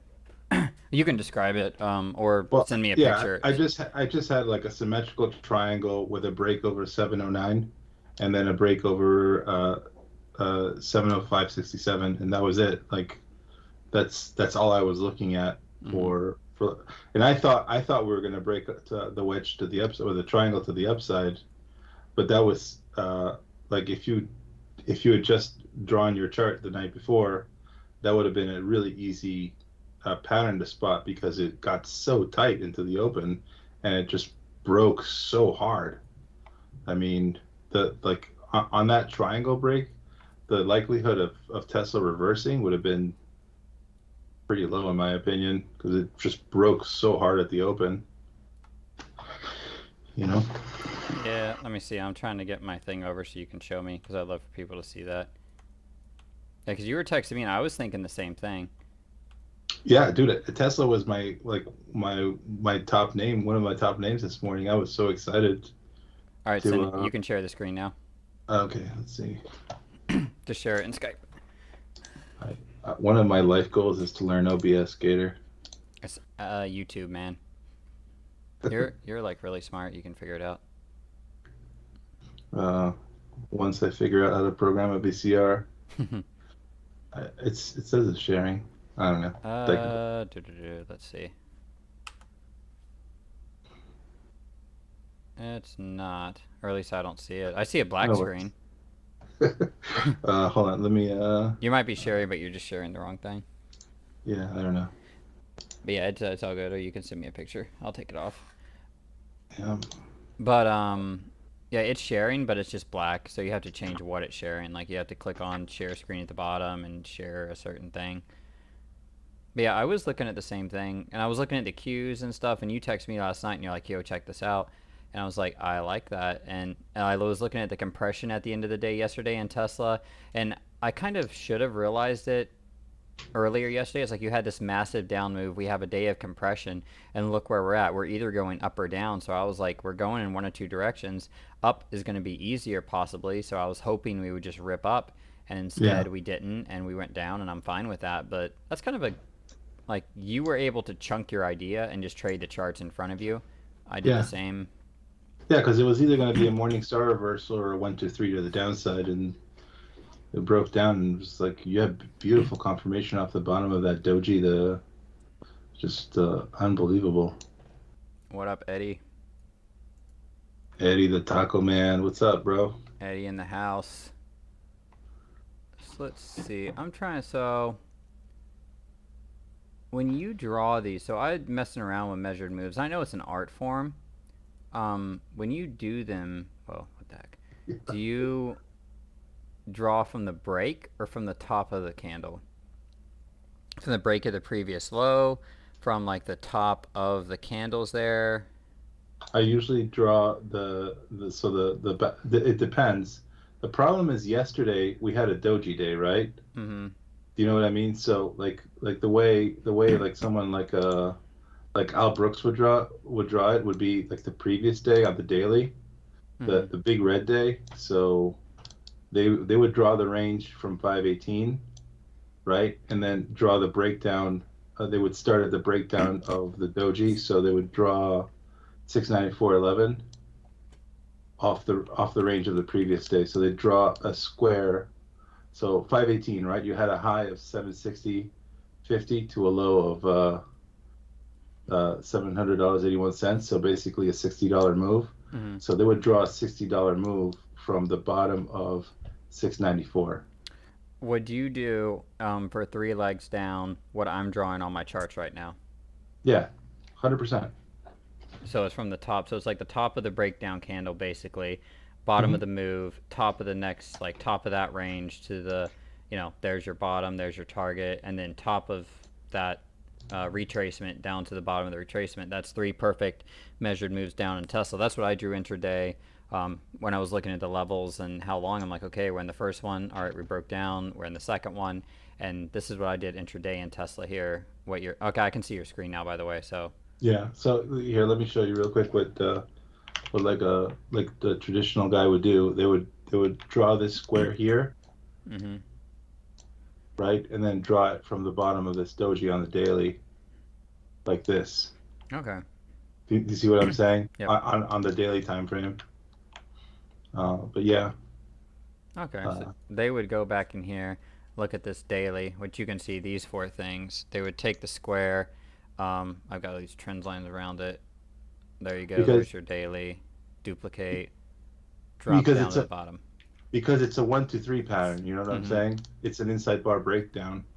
So they would just take the range of the igniting move, which was the 18th, and then draw it from the bottom of the 19th.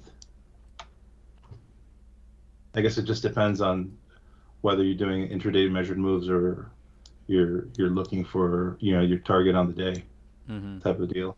Yeah. Interesting. It's just I've never messed around. Like I've started messing around with those, and I sent you a picture on like Sunday of them. I'm like, does this look right to you? And it was like, it was like all this crazy, like all this stuff. I'm like, look, there's measured moves, and within this measured move, there are 3 other measured moves. We could be at the bottom of this measured move thing. No, totally. Like the thing is, I love looking at the daily. For like the general range, because when you trigger an inside bar breakdown, the idea is you're going to have a reciprocal move off the inside bar, whether you're looking at a 2-minute chart or a daily chart. So if you've drawn the range of the 18th below the breakdown on the 19th, I mean, we actually even exceeded that, but that would have given you a good idea for the range. You know what I mean? Yep. Yeah. Nice. Something else to look at for sure. Yeah, definitely. I forgot to ask Cole's question. Do your strategies change a lot with an extremely bearish market, like 40% drop from the highs? Bearish markets introduce volatility, trading trend. It probably well established. It's probably well established thoughts. Hope you're still here. Sorry I didn't answer this earlier. No is like the one quick answer. I look for the same things in downwards. So really, like I don't know, JR, if a bearish versus bullish market makes a difference to you and how you play your strategies, or Rose, same thing to you, I guess. Either way.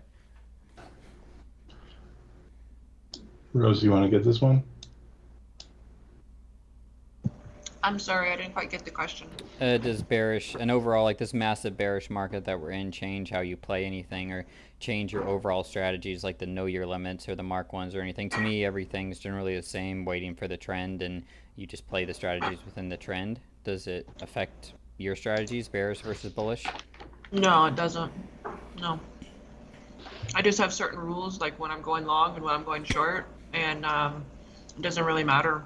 I mean, it does a little bit in that, with the tape on like a really bad day, as in being a down day, there'll be a lot of selling, and you just take profit a little quicker, and you don't like try to cut, like let it run all day, if it's I mean, if it's onto the long side, but for me, my basic general rule is calls if the 8 moving average is above the 21 on the 2 minute and a price above VWAP, and the reverse for puts. Yeah. I'll just add one thing. Are you there? Yeah. The one thing that I do pay attention to is inside days versus outside days, and the daily pattern. So like the Qs today, when we broke that, when we failed the top trend line, and then we broke yesterday's low, I shorted with a lot more conviction because we were triggering that 1, 2, 3. But other than that, I don't really do anything different. But inside versus outside days makes a big difference in my book. Same on both of those things, and the one difference in my strategies day to day is identifying where the moving averages are at in that random bull market that just goes up forever. You don't have 200s above you and 5-minute and 15-minute 200s that you're running into. So identifying where those are and adjusting off of those, or at least realizing that we might be going, like, let's say you're playing these 3 legs, and I did this intraday in Tesla to see where I think this was going, and I was on the phone with someone. I told him my target says 3 in Tesla for day lows, and I might have said it otherwise, but I did this. It was like boom, like consolidation, boom, and I drew these intraday. And the only thing that I'm looking at is, okay, where's the 15-minute 200? Where's the 5-minute 200? Are there moving averages in my way? Are there trend lines that are really big in my way that might stop this? And that's the only thing I'm kind of paying attention to, because you are coming into major levels of support. I mean, you're taking out, what, a 1-year, 2-year, levels right now? So... Crazy, man. Totally crazy. So nuts. The only thing I would add is like if I'm not in a psychologically good place, like today, I got some really bad news last night. I will tend to be a little bit more scalpy, which is what I'm more comfortable with, rather than hold for more ambitious types of moves. Just because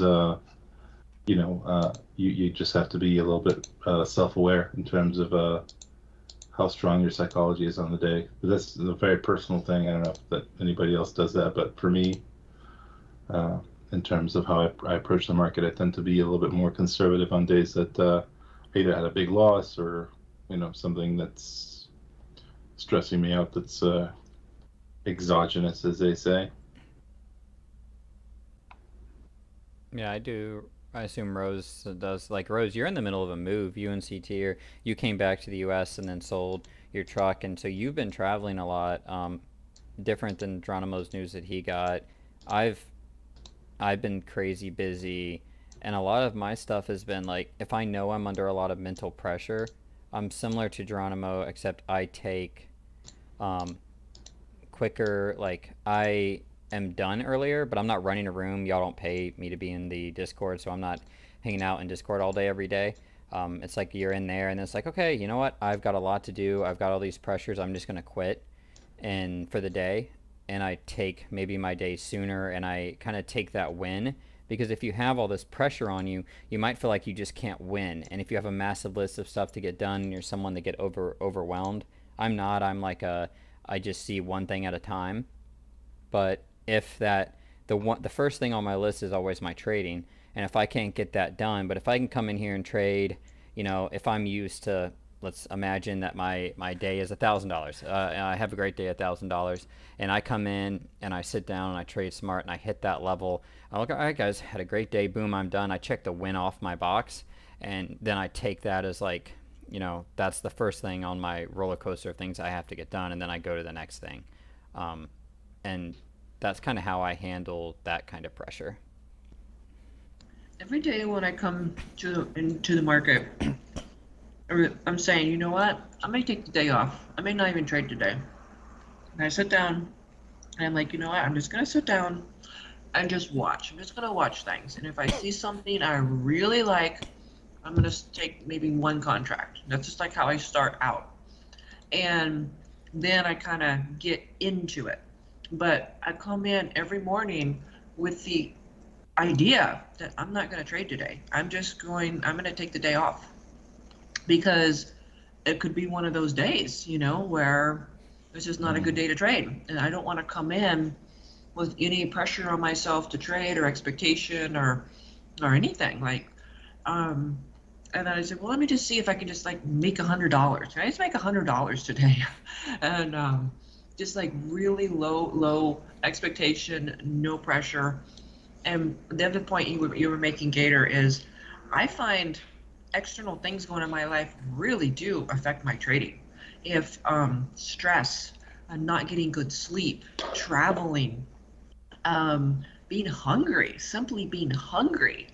If I don't have like my breakfast smoothie and I'm hungry, I start trading really bad. I'll start taking extra risk. I'm like twice as easily to tilt, simply by being sleep deprived, hungry, or whatever it is you got going on. And just you have to recognize that and then adjust to either where you don't trade or you go really small size, or or fix the hunger. Yeah. It's great to know yourself and to know where you're at and to be honest with yourself. I think it's so key. And I do the same, Rose. It's like you're saying, I really try to pay attention to those things over time and realize like, oh, your kids are in the middle of an 18-month sleep regression, so you're not sleeping very much right now. They happen to be waking up screaming every 2 hours, and then you get woken up at 5 o'clock and they're ready to go. And like random stuff like that. It's like, oh, you can't go to the gym at 5 o'clock. So there's different stuff that affects, or hey, you didn't get to eat, or you like didn't get your coffee, or it was raining and you didn't get to go out for a walk in the morning. And there's these different things that can affect you, or are you mad because something happened in your life?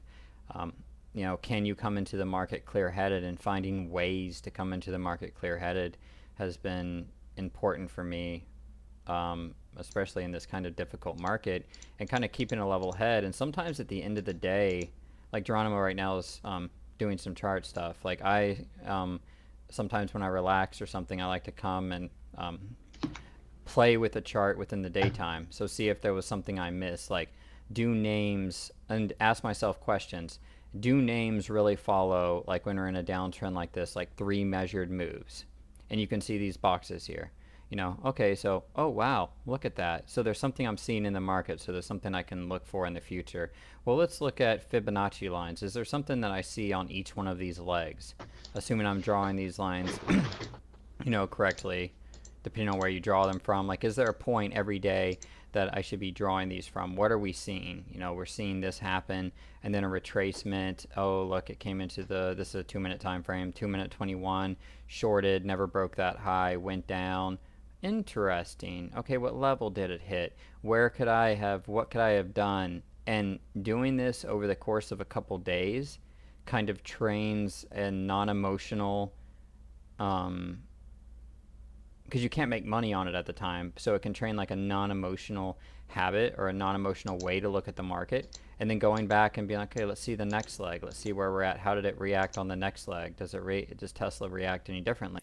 Let's see, we popped down and we went up, and then we went down and we hit target. Interesting. Well, let's see if we did it again.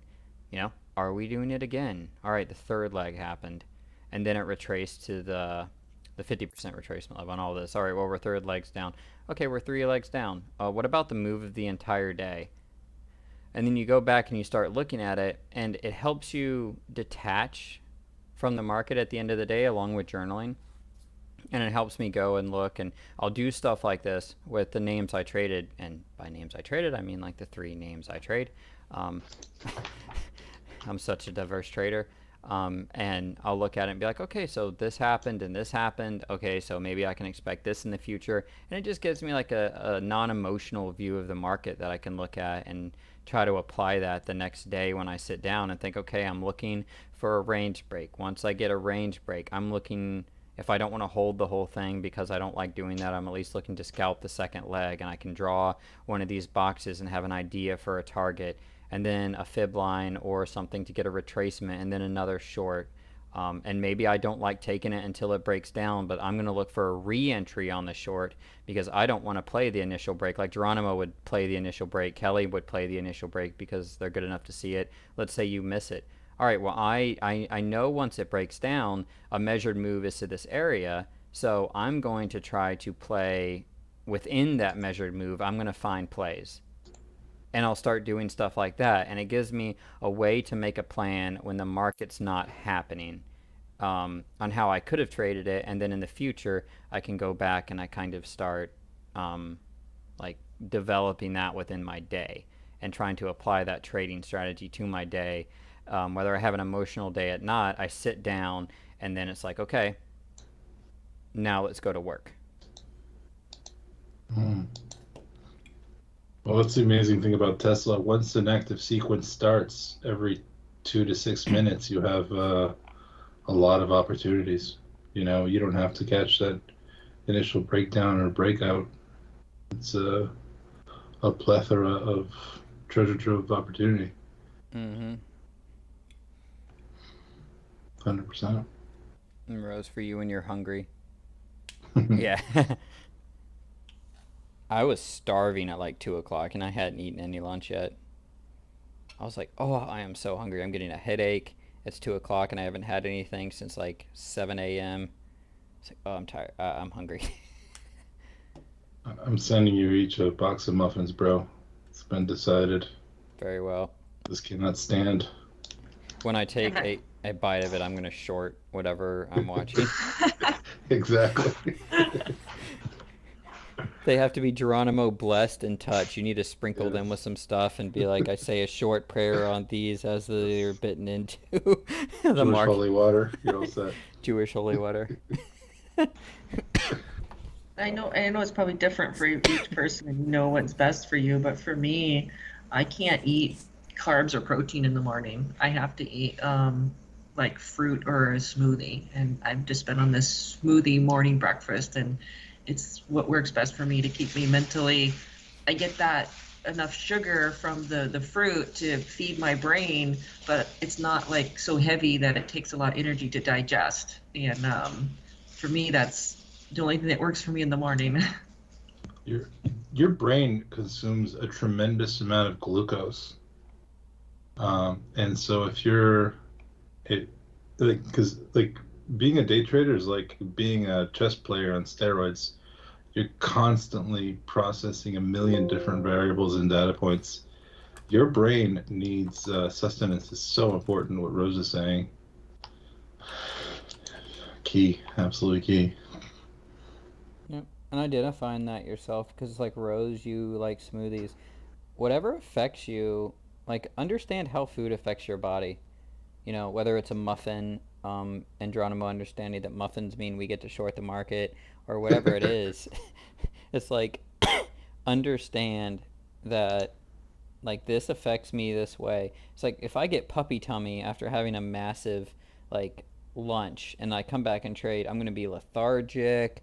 I'm like not gonna trade. I might be slow, you know. And even like for people who drank in the middle of the week, it's like if you drank at night or if you do these different things, how do they affect you the next day? It's like Geronimo drinks Heinekens while he's trading, so it doesn't bother him at all. But like for the rest of us mortals, Hey now, only on celebratory days. but like understand how things affect you and how food affects your body. And I think that's like Rose mentioned, it's super important um, for your mental health and your trading. If you get hangry at the market, that's not going to go very well. Mm-hmm. And also, you notice, like, when you're hangry, you can, if you live with a wife or a partner, you can get into fights more easily or arguments more easily. It's sort of like if you're trading, it's like an argument with the market, and you don't want to get, because you're angry and you're short fused. Yeah, that's so true. Forgive me for what I said when I was hungry. It's like I didn't mean that. I was just really hungry. Exactly. Is the market your work wife, Gator? Tesla's my work wife. Nice. I get really mad at her sometimes too. She doesn't do what I want her to. Oh man, we have such a rocky relationship, me and Tesla. Crazy. She was amazing today, but sometimes, she just doesn't, she just does what she wants. She really does. She's a She strong, can get fussy. she's a strong-willed woman. She sure is. And you just have to accept it. I really hope she doesn't split. I really hope that does not happen. If Tesla splits, I'm going to be it's like, I'm just going to have to start getting used to reading the tape on. I should probably start practicing watching names like Apple and AMD. Because there are times, like if I am like I've played AMD a couple times this week. And because I got in right, and I, like you were talking about them, I can scalp them pretty well. But man, the price action, I can't. And maybe it's just because I'm so used to trading Tesla. I hate when like they're 1 minute candles, the way AMD and sometimes the Q's 1 minute candles are just all over the place. I'm just not used to it because I'm so used to watching these higher names. Yeah, AMD tends to like bounce around a lot. It's like an angry bee, and then she goes, and it's glorious. But yeah, I hear you. It's a totally different animal. I like AMD a lot more than Apple, by the way. I make good money on AMD. Apple is like, I don't know, might as well just trade the Qs for me. Yeah, I haven't messed with Apple in forever. It's kind of like NewsFlow. It's like I don't remember playing NewsFlow in a long time. Last year, Dude, another it's been thing. dead. Who wants to release good news in this market? You know what I Yeah, mean? Yeah. it's like even bad news doesn't do much. It's like the Boeing news. It's like last No. year, if anything came out, it was just like I took 100 contracts of anything. It's like if there was news out, 100 contracts. It was like no questions asked. Geronimo says something, Mark says news, and I'm just marketing in 100, contracts or something without even thinking. This year, it's like, Oh yeah. Well, there was like all this excess liquidity and euphoria in the market, and even the slightest news would make things shoot up like, a gazillion points. It was glorious, man. I've made so much money on news flow in 2020 and 2021. There was just an excitement about the market and all these new participants and all this stimulus money. It was such a different beast. was it DGLY that we used to do a lot last year? And Vuzix was like an ATM machine. They did it. Have you noticed there's almost no tweets on Vuzix now? Yes. And there used to be like two a day, and it was like basically a guaranteed like side hustle, just buying Vuzix. Vuzix tweeted whatever. Like I had my Twitter on, and literally anytime I saw a Vuzix tweet, I just mark it in 10,000 shares. Catch a nickel, a dime, and then just wait for the next tweet. It was ridiculous. Mm-hmm. Tilray was the same thing. They were nonsensical tweets. It was just nonsense, but there was such a optimism and such a insane amount of money in the market that that kind of strategy worked. It was just like something they would say something random about weed. It was like blah blah blah blah weed legalization. It was like boom 2 points. You Yes. know, Chuck Schumer issues, condemnation of some law, and it was like, popping 20, 30 cents on nonsense. And it was great. mm-hmm. Yeah, those days will be back. They will. Everything's a weird cycle. It is. I will say that Boeing news is the only news I've played and made money on in a long time. I did try that, and I swear I wouldn't play Boeing, but that was just so whatever. I waited for the pop and shorted it, and I was like, okay, I'm green in Boeing this year. I'm never trading this stupid name again. It's like I hate this stupid name.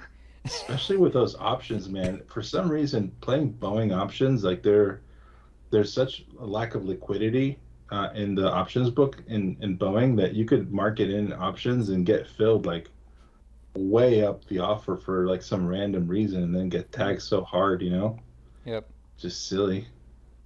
CT says he's done it with share. I need to start trading shares in the queues.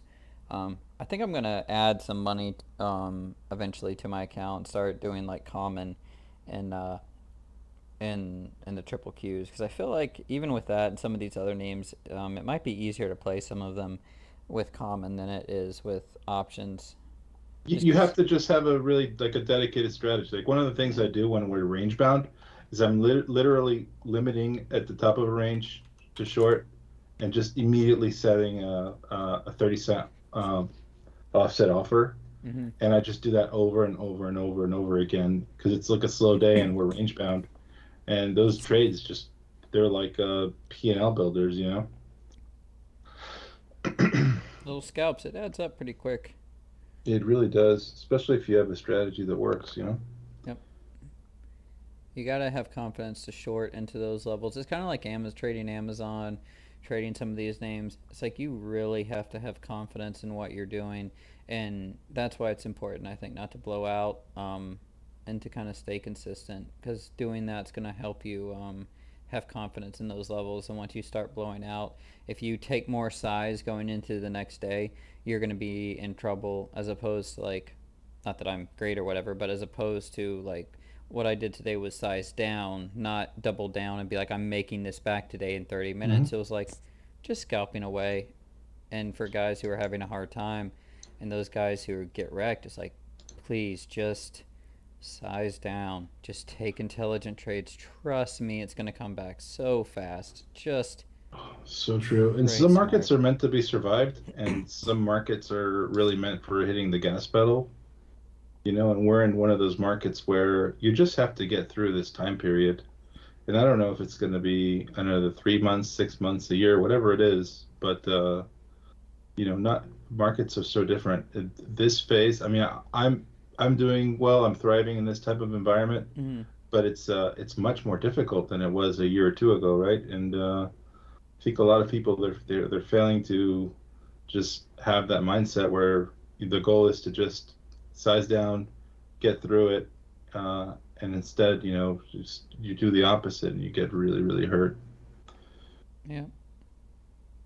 And NASCAR are all out. Yeah, it's crazy the down moves that we've had in this market. I mean, it's definitely historic.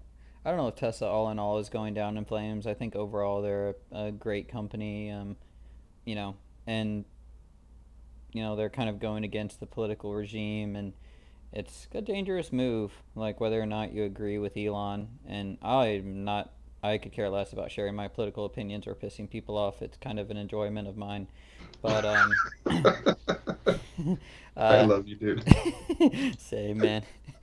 But like it doesn't matter like when you're talking in a sense about business. What like Tesla is in the green space, and no offense to the right or the left, and I think a lot of people on the right, generally speaking, are overall cool with quote unquote green energy as long as it's generally speaking, like not damaging to the economy overall. They're not necessarily against it just because they're against it, but like it's a liberal generally sphere of stuff, and you have the head of the most green company really in the country going against the left, you are going against a high portion of people that are your investors and want to put into you, and you're speaking out against them. And we know that companies and stuff are being politicized, and the right is now fighting back and coming out aggressively and creating counter economies and all that stuff. Yeah, it's a hot mess. I think Eddie put it best. Like, try not to, try not to do everything you can to piss off half the country. Mm-hmm. It's like, but you know what? Everyone who's bet against Elon Musk so far has not fared well. So who knows? I'm I'm definitely not an overall bear in Tesla. Like, sure, it's doing bad overall, but I mean, I'm overall very long-term bullish in Tesla and some of these other names too. Unless just the U.S. economy crashes and we're actually at the end of our cycle of this, like country as a whole, and all that crazy stuff, to where we're pretty much done and we all need to move somewhere else. Like, I don't think Tesla's going anywhere, and I'm not betting against Elon in the long term. If that happens, I think your Tesla position is Lisa, your Warriors Gator. Yeah, I know, right? That's what I was thinking. It was like basically who. Yeah. It's like, if what is going to take to happen to make this, it's like, it's all good. It's like, there's going to be worse things. My money's not going to be worth anything anyway. So Yeah, at that point you go long freeze-dried food and purified water. yep, it's like I've got my whatever the survival kits are, in the basement, and barter. I'm gonna start bartering stuff, and I've got some ammunition that I keep around, like mass amounts of ammunition. That's what I'm gonna be long. You're gonna go full Master Blaster from Mad Max. Yep. Oh man, crazy times we live in. It is.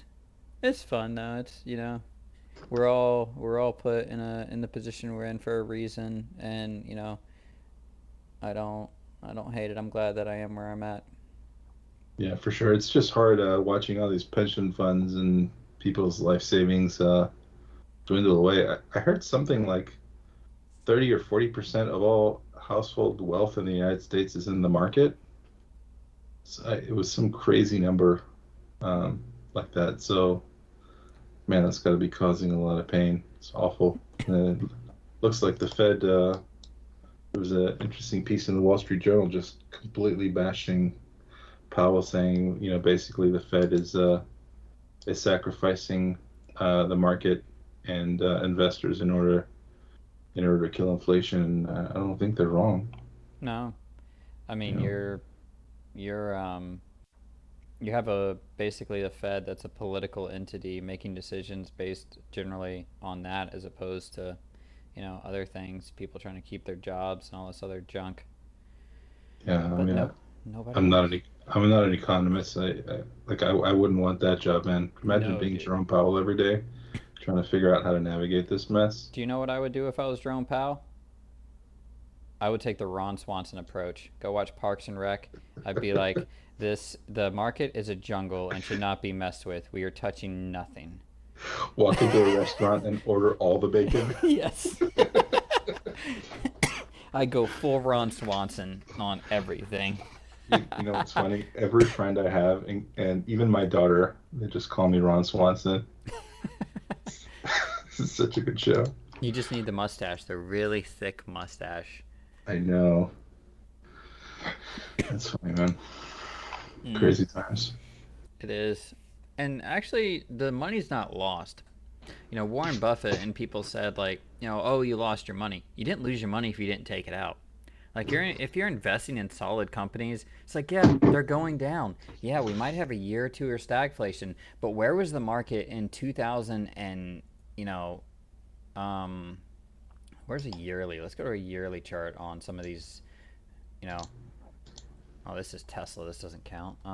Like, where was the market in some of these names, like back in like 2005, or back, you had this drop from 2000 all the way down to 2000 and what, 3 or 2? This market drop in the triple Qs. I'm just looking at that. It was at $24, and now look where it's at. Yeah, it's correcting, but where do you think the market's going to do over the next 30 years? You've only lost your money if you've lost the potential for money that you could take out right now. But unless you need that money right now and you've got another 4 years, 5 years to sit on it, do you really think, and maybe this does happen here, what happened in the early 2000s, and we get a year or two of down move and then, slow progress. But over the next 10 years or whatever, do you really think that, like, you're going to, not make your money back? Or that you're not going to continue to invest as the market kind of trickles back up and all this stuff? So your money's not really lost unless you sell or you made bad investments, and you decided to go long Bitcoin at all-time highs with everything you had. Dude, Google has a profit margin of 28%, I believe, and a forward P of 16. I add Google in every dip. I bought Tesla at 700. If it hits 500, I'm going to buy some more. These companies are. Tesla fundamentally is very different from Google, obviously, but for me, long term, I totally agree with you. They're really good long-term opportunities. Yes. 100%. It's just hard for people who need the money for sure. But if you don't need the money, what's interesting is, what company is it? Is it CVIS that's competing with, which one's competing with Amazon? For what? For cloud or for? The cloud and their hosting services. Well, you've got DigitalOcean, you've got Google Cloud, Azure. No, it's CFVI. Oh, CFVI. Yeah. That's Rumble, right? Yeah, Rumble. They're competing with YouTube. YouTube. But apparently they have, I believe it's them, hosting services. So they started the Rumble Cloud. Yep, the Rumble Cloud. So you have the cloud stuff going on. And this is, I'll make political statements, I could care less, but this is not a political statement. If you do have companies like Amazon and like these other ones that just want to piss off half of the country, where do you think these people are going to go? If you have all the people going there. Well, I think a big red flag was when they took Rumble off the App Store and then they took Rumble off of AWS for what to me was clear partisan political reasons. I think that was an eye-opening moment for a lot of people. I find it hysterical they made Devin Nunes the CEO. I mean, the guy is the closest human representation to the 40-year-old version I've ever seen. But hey, maybe it works. Who knows? Hey, we'll see. I don't know. I don't know. If they made Elon Musk the CEO, I bet this thing goes to $100. That's obviously not happening. But you want to know some news flow I would jump into? What's that? Oh, we're fantasizing about news flow now. Hold on, let me get my drink. CFVI. Hey, Elon Musk announces deal with CFVI. All right, you know what my hottest in the world fantasy is? What? If Joe, I'm prepared for this trade. Joe Rogan leaves Spotify in a fit of rage and goes, "Fine, okay, you want this? I'm going with Rumble." Can you imagine? Oh my goodness! Because they offered him whatever, the $100 million to ditch Spotify. Remember that? Yep. Yeah, that would be a nice trade. That would be a pretty good trade. Rose, we joked about waiting for this Amazon split news, and then Amazon split happens, but it doesn't go to all-time highs, so we can't even capitalize on a massive run-up, and the split's going to happen, which is going to make it annoying to trade. It's like, what in the world? It's like, we get the worst of... the temerity of announcing it after hours. That was just so wrong. Oh. It was wrong. It was un-American. I will not stand for it. Just wrong. Horrible. I'm still butthurt about that one. Yeah, I had every day a fidelity window floating of Amazon calls sitting there. I know, you and I've been talking about it forever. The split's coming, bro. The big kahuna. We're going to catch this one. Oh, so silly. Crazy. Whatever my max account was on that day, I empty my account and keep it, whatever my account was, I had a little bit below that always set to buy 10 or whatever contracts maxed out, ready to go, and I was just buying them and logging off if that news came in the middle of the day. 100% chance, no questions asked, buying them and shutting down Fidelity and then coming back tomorrow. And yeah, and that didn't. And overnight, after hours, and then it doesn't run up to all-time highs, and we're selling off, and Amazon's going to get harder to trade after the summer. You bunch of freaking losers. Yeah. I'm a little worried about that because Amazon's my main bread and butter, and I'm thinking I'm a one-trick pony, and if my pony splits on me, what am I gonna do? You know? Liz, you're an amazing trader. You could trade ticky-tacky sticks for a living and you'd be fine. I would not worry. Well, that's easy for you to say. Seriously. I mean, it could be that Amazon sucks after the split, but you got the right stuff. Maybe it'll be easier, kind of like Could maybe be. just like take more size and maybe it'll actually be Yeah. easier. Exactly. It could turn into what Apple was before Apple split, or what Tesla is now. You know? Yeah. Yeah, yeah, and then it's like if they split again, then that's when they get destroyed and they become like the Apple of today. It's gonna be what, $200 after post split or something like that? From where it's at now, I think it's 20 to 1, right? 20 Yeah. to 1? 20 to 1, I think. Wow. That's gnarly. So $100. I think it's 20 to 1. I wonder if they'll change that because the stock is already split in half by the time they announce that. So true. You know what's interesting? I'm just scanning through some of these. Like, I forgot about looking at like Spot and some of this other stuff.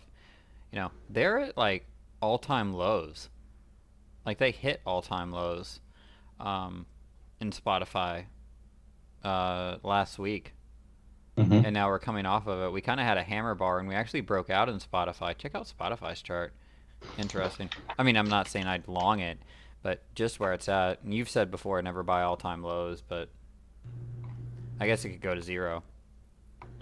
Well, and I mean, just in this market, this is like a discretionary type of expense, right? Mm-hmm. So you, with all the economic hardship, you would think a lot of people are cutting their subscriptions. You know, these types of services are so bound to macroeconomic consumer discretionary patterns that you know, unless the economy heats up, I would imagine that it's going to fail to catch a bid. But what's interesting is like all these names, although it looks pretty decent on the daily. I see it's wedging there right in the 21. All these like SoFis and Robloxes and Affirms. Man, Lucid. Did you see Lucid the other day? These names have really been catching the bid. You're looking This at is it. no sellers left. That's what made me think about Spotify. You're talking about these names catching a bid, and I was looking around at different ones. I was like, Spotify. Like, I remember trading this one last year, and it moved weird. It was kind of like a Google move for a name that didn't have the, like, whatever in Google, but it was sometimes tradable. But I was looking, I was like, you know what? This is all time, and I'm not saying I'd take whatever, but names that people are buying that could run up or, you know, different stuff like that. Who knows? Yeah, sure. I have Spotify Premium, but I think you can listen to it for free. You can. Just like I guess it depends on how hard spending patterns get hit in the next year. I mean, people are really tightening the belt, man. That the Walmart and Target earnings were a real really spooked the market in terms of where like consumer demand patterns are going and what people are spending money on. You know, when people are just using the same amount of money they had before to buy gas and food. Yeah. You know, all these other luxury expenses go right out the window. Yeah. Because if you look at it, and there's even services out there now that'll show you how much you're spending a month on all this stuff. So they're literally creating services to help you cancel subscriptions. It's like if you have $8, it's like pay us $8 a month to help you cancel everything else. But if you like, you know, you have $15 in Netflix and whatever Disney costs and whatever Spotify costs and then whatever your cable service costs, who watches cable, and whatever this costs, DirecTV, and then you're like, you know, and then all of your gas bill equals up to that, and the extension and stuff, like you're saying, people just start canceling, and you're like, oh well, you know, you're losing subscribers, you're losing advertisers then, and you're reaching less people, and Yeehaw. I know. Let's go, Brandon. Hey now. That's just me saying Oh it. You're man. not. You don't. My opinions are my own. You don't. Nobody endorses my opinions, but myself. Did the Obi-Wan Kenobi series come out yet? I'm getting Disney Plus for a week just to watch that. No, not yet. I'm actually Uh, so I have an app. So, if you have a Fire Stick, you can jailbreak it, and you can go on the Fire Stick and download Cinema Free HD. And Cinema Free HD, you can watch everything for free that's already been streamed. So all Netflix, all Disney Plus, everything you just watch for free. So I have a Fire Stick that's jailbroken and a VPN, and I just watch all my shows for free. But yeah, I'm gonna definitely watch the Kenobi series. I can't wait to see that. That's gonna be so legit with Hayden yeah, Christensen as Darth Vader and everybody. Oh, that's gonna be good. that's gonna be good. I went cross-eyed after you said Fire Stick, but I totally believe you that will work. Yeah, it does. Nice. You just have to find a link. There's like you'll get like 20 video links per like show. You just have to keep clicking on one until you find one that's like no subtitles in English, and it works. Nice.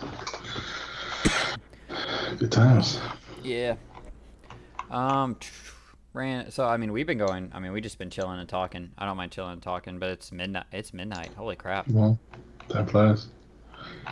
Time flies when you're having fun, guys. If you've hung out this long and you haven't left a like, there's something wrong with you or there's something wrong with us. So throw up a like if you haven't already and you're sitting here watching it. I mean, if you guys have any questions, I definitely don't mind taking it. I don't know, Geronimo, if you have to go to bed or you're going down. I'm good for a little bit. If anyone has any other questions, we can Or hang out a Rose. few more minutes. Same to you. I don't know. I'm taking off to bed, so good night. Thank you guys. Good Love night, trading Rose. with you both. Thank you so much, JR, for all that you do. And you two, Gator, are both amazing teamwork. I'm not sure I'd be able to do this without the help of everybody. So it's really been a group effort, and I can't express my appreciation enough. Yeah, it's been amazing. Thank you, Rose. Thanks, Rose. You're awesome. Thanks for coming on tonight. Love you, everything you do. Thanks for the room. You helped me have my biggest single winner this week, so I appreciate it. You're awesome, girl. Yep. What Gator said. Thank you. Good night. Here. So with that, Rose is out. So yeah, if you guys have any questions, throw them up. If not, we will, we'll call it. But I'm just randomly hanging out. I'm sure I forgot things that I wanted to talk about or whatever it is already. But why am I still looking at this name? Do we have another hammer now on the weekly? Or no, there's no way we have a hammer in anything. We closed down today. In anything. On the weekly? Or weeklies of any charts. No. 7 consecutive red weeks. That is so crazy, Gator. That's what NASCAR a lot posted earlier. This is the first time in, what do you say, since when that this happened? Dude, 7 consecutive red weeks. 8. Or in the Dow, 8 straight red weeks. Wow. First that is since so 1932. We're living through such crazy times. I'm telling you, we're so overdue for a bounce, technically. Not a bottom, just at least a nice gnarly bounce. I mean, looking back, we've got to at least come into the 200 overall, like for an overall bottom. But yeah, we've got to hit a bounce at some point. Like 8 And consecutive red weeks. And we're bleeding down the VIXs at 29. It's gonna get crazy. Well, if you want to learn how to trade it, you guys, if you aren't sure who this is and you're like, who's Gator talking to here? You haven't watched the other shows, you should go check him out. But JR, Geronimo, an amazing trader with, and he runs a room over at T3, NewsBeat Live trading room. If you message me, I'll give you info to that room, and you can contact and get over there. He runs a room there, trades live. I trade in there with him, and then myself, if you're interested and you're watching this and for some reason you've sat through 2.5 hours of this show / podcast type thing, you links in the description to the Discord if you want to hear me, Mitchell, Rose, CT, who comes on the show, trading live every single day. We're in there chatting, we're in there calling out plays. So you click on that, you join that room, it's free, it doesn't cost anything. You can come hang out with us and just know that your risk is your own. We don't offer trade picks or stock choices. We're hyper scalpers, and we play momentum and moves throughout the day, and we have a lot of fun doing it. And then these shows, whenever I decide to get on and do them, usually 3 times a week. So it's good stuff if you guys are interested in that. And for some reason you're watching this and you're not a member, or you haven't subscribed to either one of those, and you're interested, just let me know, and I'll put you in contact, or you can click on the link in this video description. Little plug there. 2 hours in. Nice. Dude, if I'm gonna do this, I've got to get better at plugging stuff at the beginning of the shows, I think. Yeah, seriously, dude. We both need to go to business school. Yeah. It's like I dropped out of college to do this. Like I was like 2 classes away from my bachelor's. And I had my associates in business, so I guess I'm only half good at this because I've only halfway gone through business school. And then I had 3 classes left to graduate, and I lost 100% interest, and I was just like, yeah, I'm not doing this anymore. And I literally just quit college with 3 classes left. I guess I could go back and finish, but I just didn't see the point. I still don't see the point. Like I didn't see the point of it then because I never studied, and I just passed my classes, and I was like, I don't get this. Yeah, university education can be either immensely enriching and profoundly life-changing, or a way to flush $200,000 down the toilet. Mm-hmm. I worry about my kids because so many of these universities, you spend 6 figures on basket weaving studies, and then you're completely unprepared to think critically or do anything of value to society. So you're going to send them to Hillsdale College? University of Chicago, Hillsdale, Northeastern, one of these places. It's not just a social justice indoctrination mill. I don't need them to turn out to be right-wingers, but I want them to be critical thinkers and, decide what they want to do for themselves.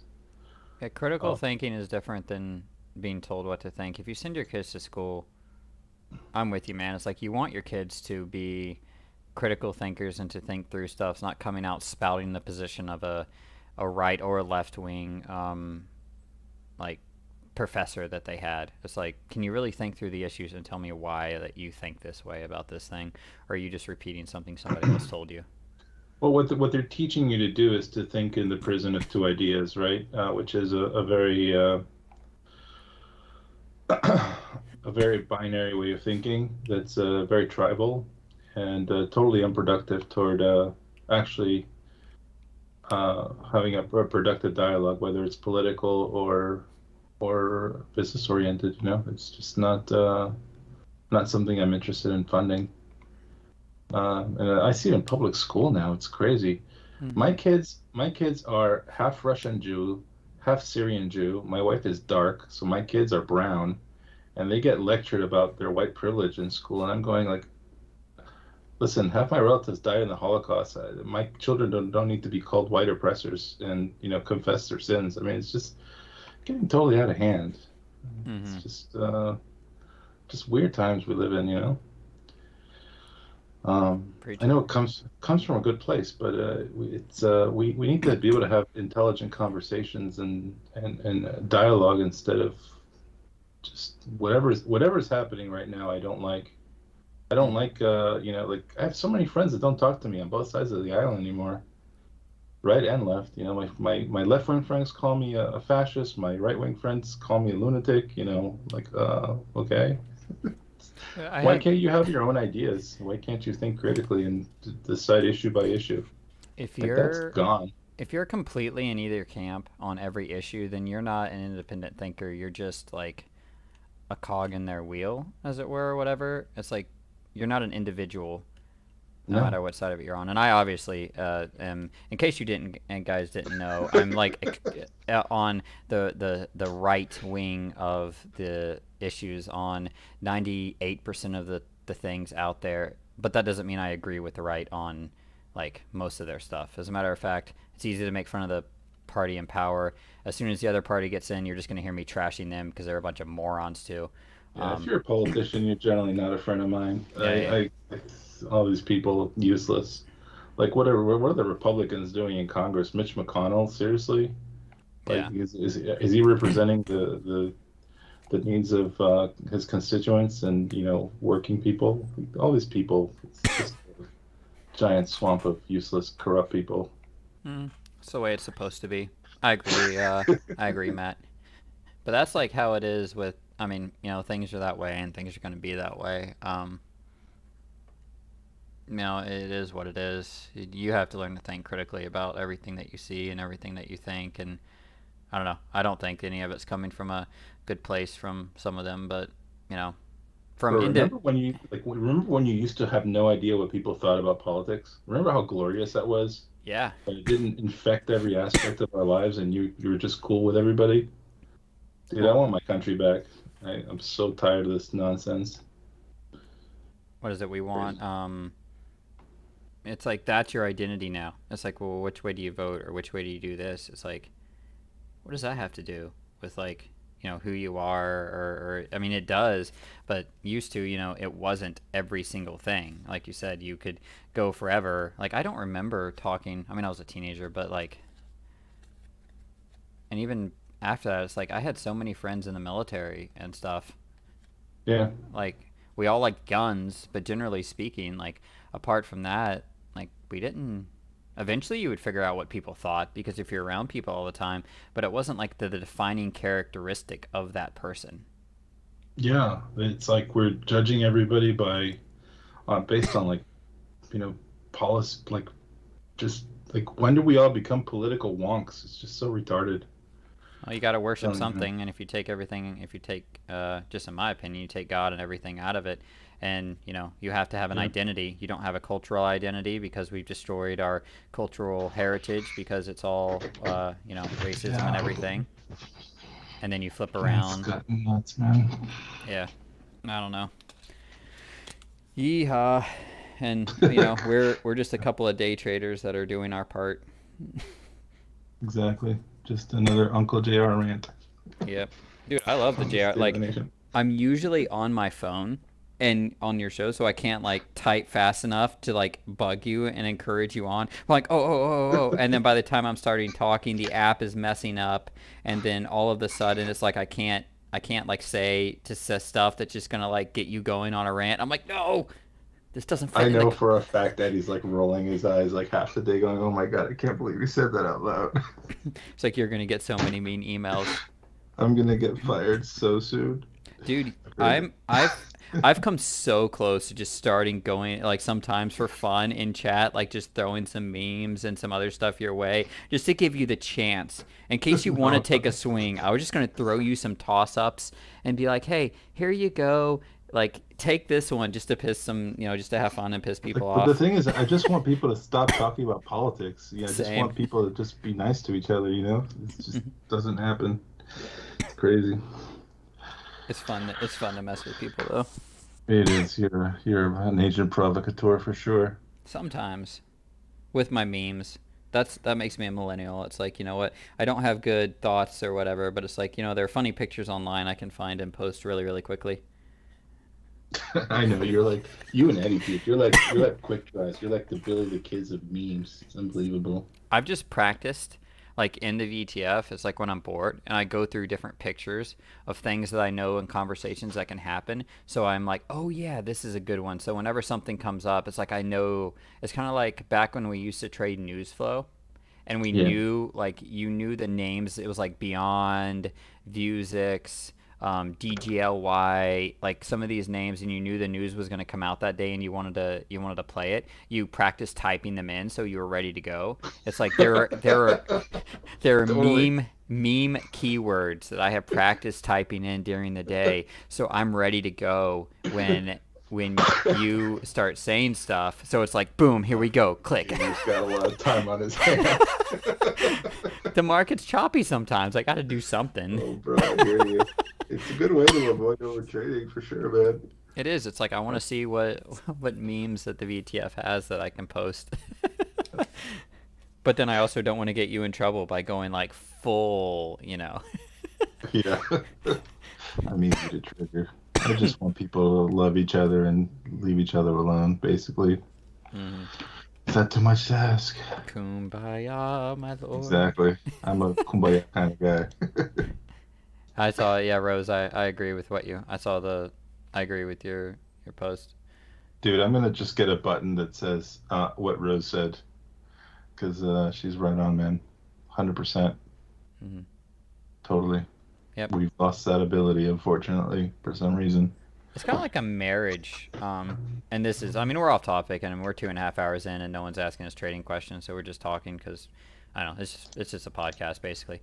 But you know, you, when you're married, you're both going towards the same goal, and you both have like that same thing in mind. Um, and you're working together, but you might have different ways to get there. In a sense, overall, the country is the same thing, but you have to actually see each other as, different, but as a partner and workable and all this. But with the crazy polarization that we have, it's like we don't. It's like, you see people, and my wife is a teacher in a public school, All right. and she's a PE teacher.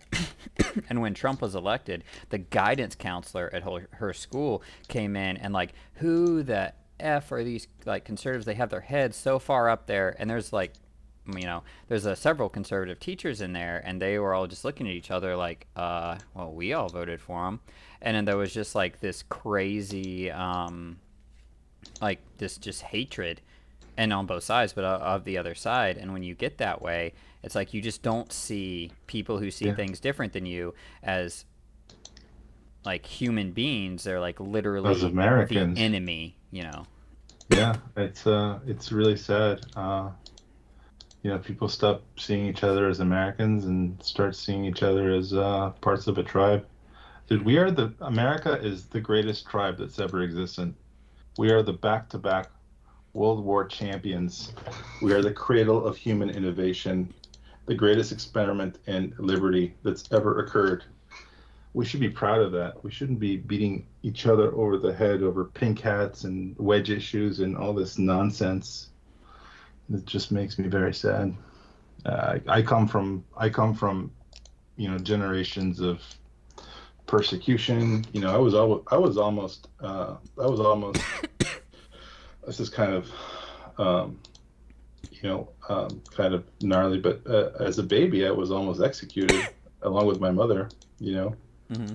I was born in Argentina during the military, and she had a death warrant, and they came to get my family when my mother was escaping. Hmm.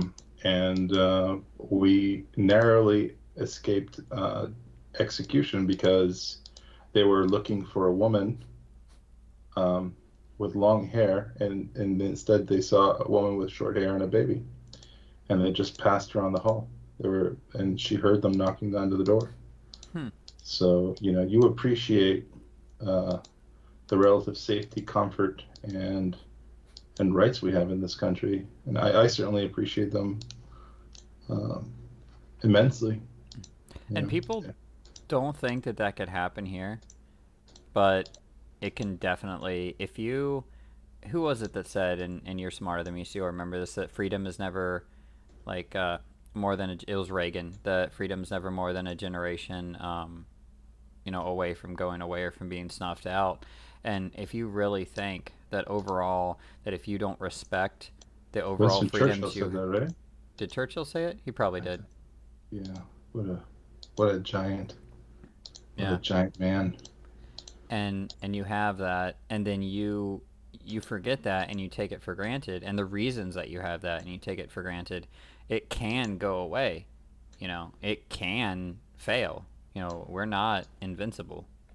No, of course not. Especially if we keep on taking the greatness of our country for granted, and judging other people by based on policy stances. We're all Americans, man. We should try to figure this out. Come together. I hate what's happening. It really makes me sick. Mm-hmm. I love my liberal friends. I love my right-wing friends. Let's just make it work. So There you go. Well, with the end with and I'm just saying we'll end only because I have a child that's waking up crying, and I'm gonna have to absolutely. go lay All him right, down. guys. So, I'm going to have to go lay a child down. I appreciate you guys staying out here and watching. If you did rewatch this or you're watching this video, go ahead and leave a like, a subscription, all that fun stuff. JR, you are the man. Geronimo, thank you so much for coming out and hanging out with me tonight. You got it, man. Love you, bro. We'll see you on Monday. Love y'all too. Rose, thanks again for coming out. See you guys on Monday. Take a break, enjoy the weekend, and we'll see you